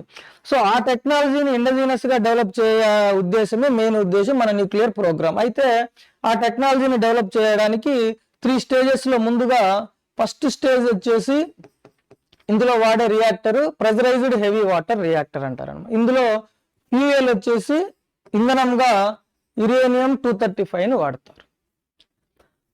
నెక్స్ట్ వచ్చేసి ఫాస్ట్ బ్రీడర్ రియాక్టర్, ఇది సెకండ్ స్టేజ్లో అనమాట. ఈ ఫాస్ట్ బ్రీడర్ రియాక్టర్లో వాడే ఫ్యూయల్ వచ్చేసి ఈ ఫస్ట్ స్టేజ్లో వచ్చిన బై ప్రోడక్ట్ని ఇందులో ఇంధనంగా వాడతారు. బై ప్రోడక్ట్ని ఇది ప్లూటోనియం అన్నమాట, దీన్ని ఇంధనంగా వాడతారు. సో థర్డ్ స్టేజ్లో ఈ అడ్వాన్స్డ్ హెవీ వాటర్ రియాక్టర్ వాడతారు. దీంట్లో సెకండ్ స్టేజ్లో వచ్చిన బై ప్రోడక్ట్ని ఇందులో ఫ్యూయల్గా వాడతారు, uranium-233. దీన్ని థోరియంతో చర్య జరిపితే మనకు థోరియం నుంచి న్యూక్లియర్ ఎనర్జీని ప్రొడ్యూస్ చేయవచ్చు. అయితే ఇక్కడ uranium-235 ఫ్యూయల్గా వాడినప్పుడు న్యూక్లియర్ ఎనర్జీ జనరేట్ అవుతుంది, దాంతోపాటు బై ప్రోడక్ట్గా ప్లూటోనియం వస్తుంది. మళ్ళీ ఈ ప్లూటోనియంను రియాక్షన్ జరిపినప్పుడు uranium-233 ఏర్పడుతుంది, దీంతో పాటు ఎనర్జీ వస్తుంది అన్నమాట. సో ఇండియాలో ఈ స్టేజ్ సక్సెస్ఫుల్గా డిమాన్స్ట్రేషన్ అయిపోయింది. ప్రజెంట్ మనము ఈ స్టేజ్లో సెకండ్ స్టేజ్లో ఉన్నాం అన్నమాట. సెకండ్ స్టేజ్ సక్సెస్ అయితే నెక్స్ట్ మనము థర్డ్ స్టేజ్కి వెళ్తాం. థర్డ్ స్టేజ్లో గిన మనం థోరియం నుంచి న్యూక్లియర్ ఎనర్జీని డెవలప్ చేసే టెక్నాలజీని గిన సాధిస్తే మొత్తం ఎనర్జీ సెక్యూరిటీ వచ్చేసినట్టే, మనకు సస్టైనబిలిటీ ఆల్మోస్ట్ ఈ న్యూక్లియర్ ఎనర్జీ ద్వారా సాధించవచ్చు అనమాట. సో అది ఈ 3 స్టేజ్ న్యూక్లియర్ పవర్ ప్రోగ్రామ్ యొక్క ఆబ్జెక్టివ్స్. నెక్స్ట్ వచ్చేసి అణు పరీక్షలు, న్యూక్లియర్ టెస్ట్లు ఆల్రెడీ చూసాం మనము. 3 టైప్ 74లో అండ్ 98లో చేశారు, పోఖ్రాన్, రాజస్థాన్లోని పోఖ్రాన్ దగ్గర. తర్వాత ఈ న్యూక్లియర్ టెక్నాలజీకి సంబంధించి ఇంటర్నేషనల్ ప్రోటోకాల్స్ అండ్ కన్వెన్షన్స్ ఏమున్నాయి అంటే non proliferation treaty, NPT, nuclear వెపన్స్ని ఇష్టం వచ్చినట్లు అందరూ పొందుపరుచుకోకుండా అది ప్రివెంట్ చేస్తుంది అన్నమాట, రెస్ట్రిక్షన్స్ వేస్తుంది. తర్వాత CTBT, comprehensive test ban treaty అని ఒకటి ఉంది, దాని గురించి చూస్తాము. Nuclear suppliers group, NSG, Wassenaar agreement, Australia group, MTCR, missile technology control regime అని ఇవన్నీ ఉన్నాయి, వీటి గురించి తెలుసుకుంటాము. వాటిల్లో ఇండియా మెంబర్షిప్ ఉందా లేదా, అవి ఆ ఆర్గనైజేషన్స్ యొక్క ఇంపార్టెన్స్ అంటే ఆబ్జెక్టివ్ ఏంటి, ఎన్ని మెంబర్స్ కంట్రీస్ ఉన్నాయి, హెడ్ క్వార్టర్ ఎక్కడ ఉంది, ఇండియా మెంబర్షిప్ ఉందా లేదా చూస్తాము. తర్వాత అదర్ కంట్రీస్తో న్యూక్లియర్, ఇండియా కుదుర్చుకున్న న్యూక్లియర్ అగ్రిమెంట్స్ ఏంటి, వాటి ఏ కంట్రీస్తో ఉందని చూస్తాము. అదర్ న్యూక్లియర్ హజార్డ్స్ ఏమన్నా జరిగాయా వరల్డ్లో అనేది చూస్తాము. దాంతోపాటు ఇండియా యొక్క న్యూక్లియర్ పాలసీ ఏంటంటే మనము న్యూక్లియర్ వెపన్స్ని ఏ సందర్భాల్లో వాడతాం అనేది అఫీషియల్గా మనం పాలసీని అనౌన్స్ చేసాం. నో ఫస్ట్ యూజ్ పాలసీ అని, అంటే మనకై మనము ముందుగా న్యూక్లియర్ వెపన్స్ని వాడము, నో ఫస్ట్ యూజ్ పాలసీ అని. సో ఇది న్యూక్లియర్ టెక్నాలజీలో భాగం. దాంతోపాటు రీసెంట్గా ఈవెంట్స్ న్యూక్లియర్ టెక్నాలజీకి సంబంధించి ఏమైనా వస్తే వాటి గురించి కూడా మనము తెలుసుకుంటాం అన్నమాట. సో ఇది nuclear technology. First chapter syllabus explanation మొత్తం ఇది. చాప్టర్ మనము 1.1లో వచ్చేసి న్యూక్లియర్ పాలసీస్,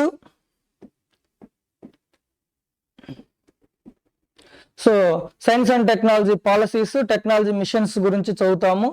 1.2లో వచ్చేసి emerging technologies, artificial intelligence, block chain technology, cloud computing, quantum computing, 3D printing, industrial revolution 4, 5G technology, ఇవన్నీ చాప్టర్ 1.2లో చూస్తాము. 1.3లో స్పేస్ టెక్నాలజీ గురించి స్టడీ చేస్తాము. 1.4లో డిఫెన్స్ టెక్నాలజీ గురించి, తర్వాత 1.5లో ఇన్ఫర్మేషన్ అండ్ కమ్యూనికేషన్ టెక్నాలజీ గురించి, నెక్స్ట్ 1.6లో న్యూక్లియర్ టెక్నాలజీ గురించి మనము చదువుతాం అన్నమాట.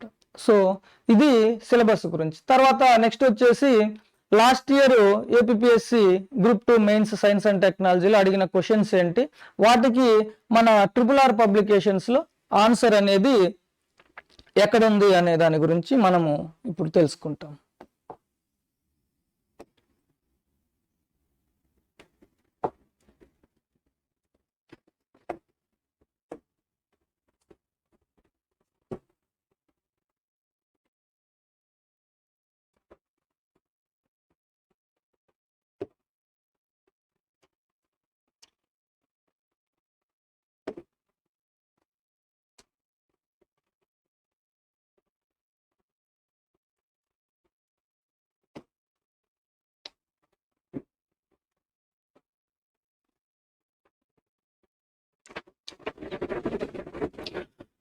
సో మనం ఆల్రెడీ ఇంట్రడక్షన్ క్లాస్లో ఇనిషియల్గా చూసాము. మొత్తము గ్రూప్ 2 ప్రీవియస్ క్వశ్చన్ లాస్ట్ ఇయర్లో 75 క్వశ్చన్స్ ఉంటే సైన్స్ అండ్ టెక్నాలజీలో 68 క్వశ్చన్స్ మన 68 క్వశ్చన్స్కి ఆన్సర్స్ మన RRR పబ్లికేషన్స్లోనే ఉన్నాయి.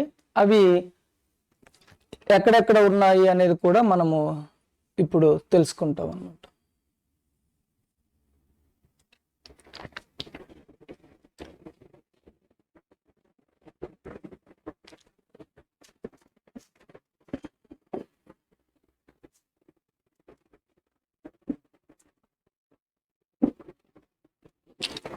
సో క్వశ్చన్ వచ్చేసి, డిపార్ట్మెంట్ ఆఫ్ బయోటెక్నాలజీ క్రింద స్వయం ప్రతిపత్తి గల సంస్థ.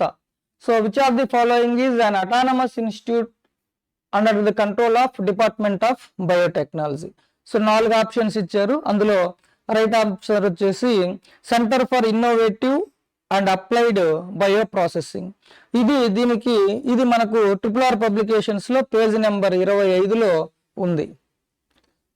పేజ్ నెంబర్ 25లో ఈ టేబుల్ వేసి డిపార్ట్మెంట్ ఆఫ్ బయోటెక్నాలజీ కింద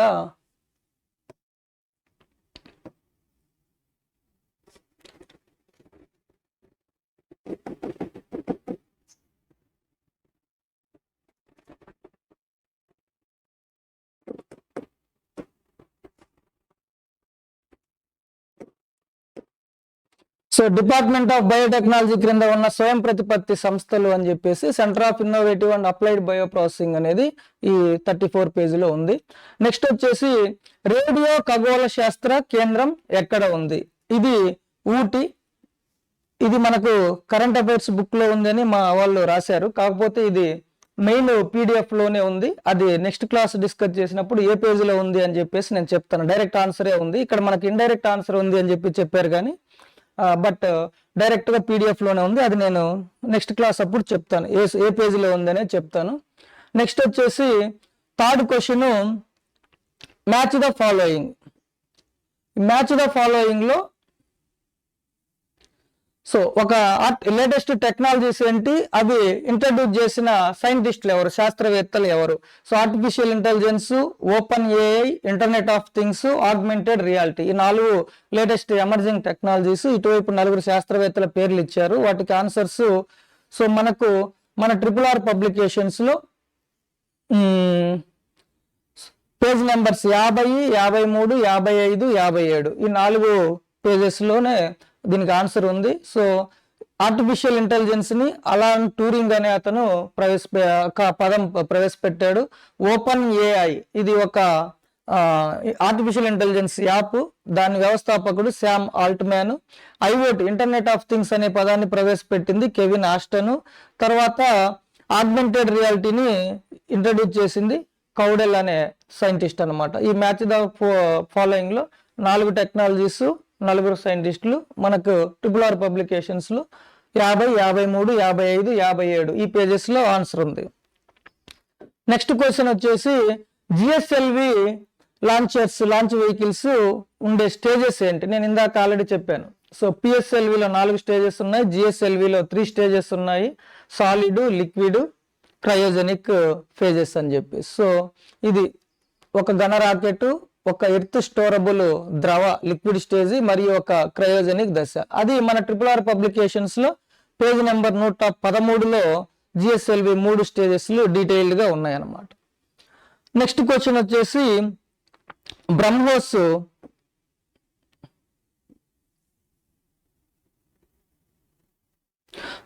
సూపర్ సోనిక్ క్రూయిజ్ క్షిపణిని సంయుక్తంగా ఎవరెవరు డెవలప్ చేశారు? Which of the following countries have combinedly developed BrahMos super sonic cruise missile?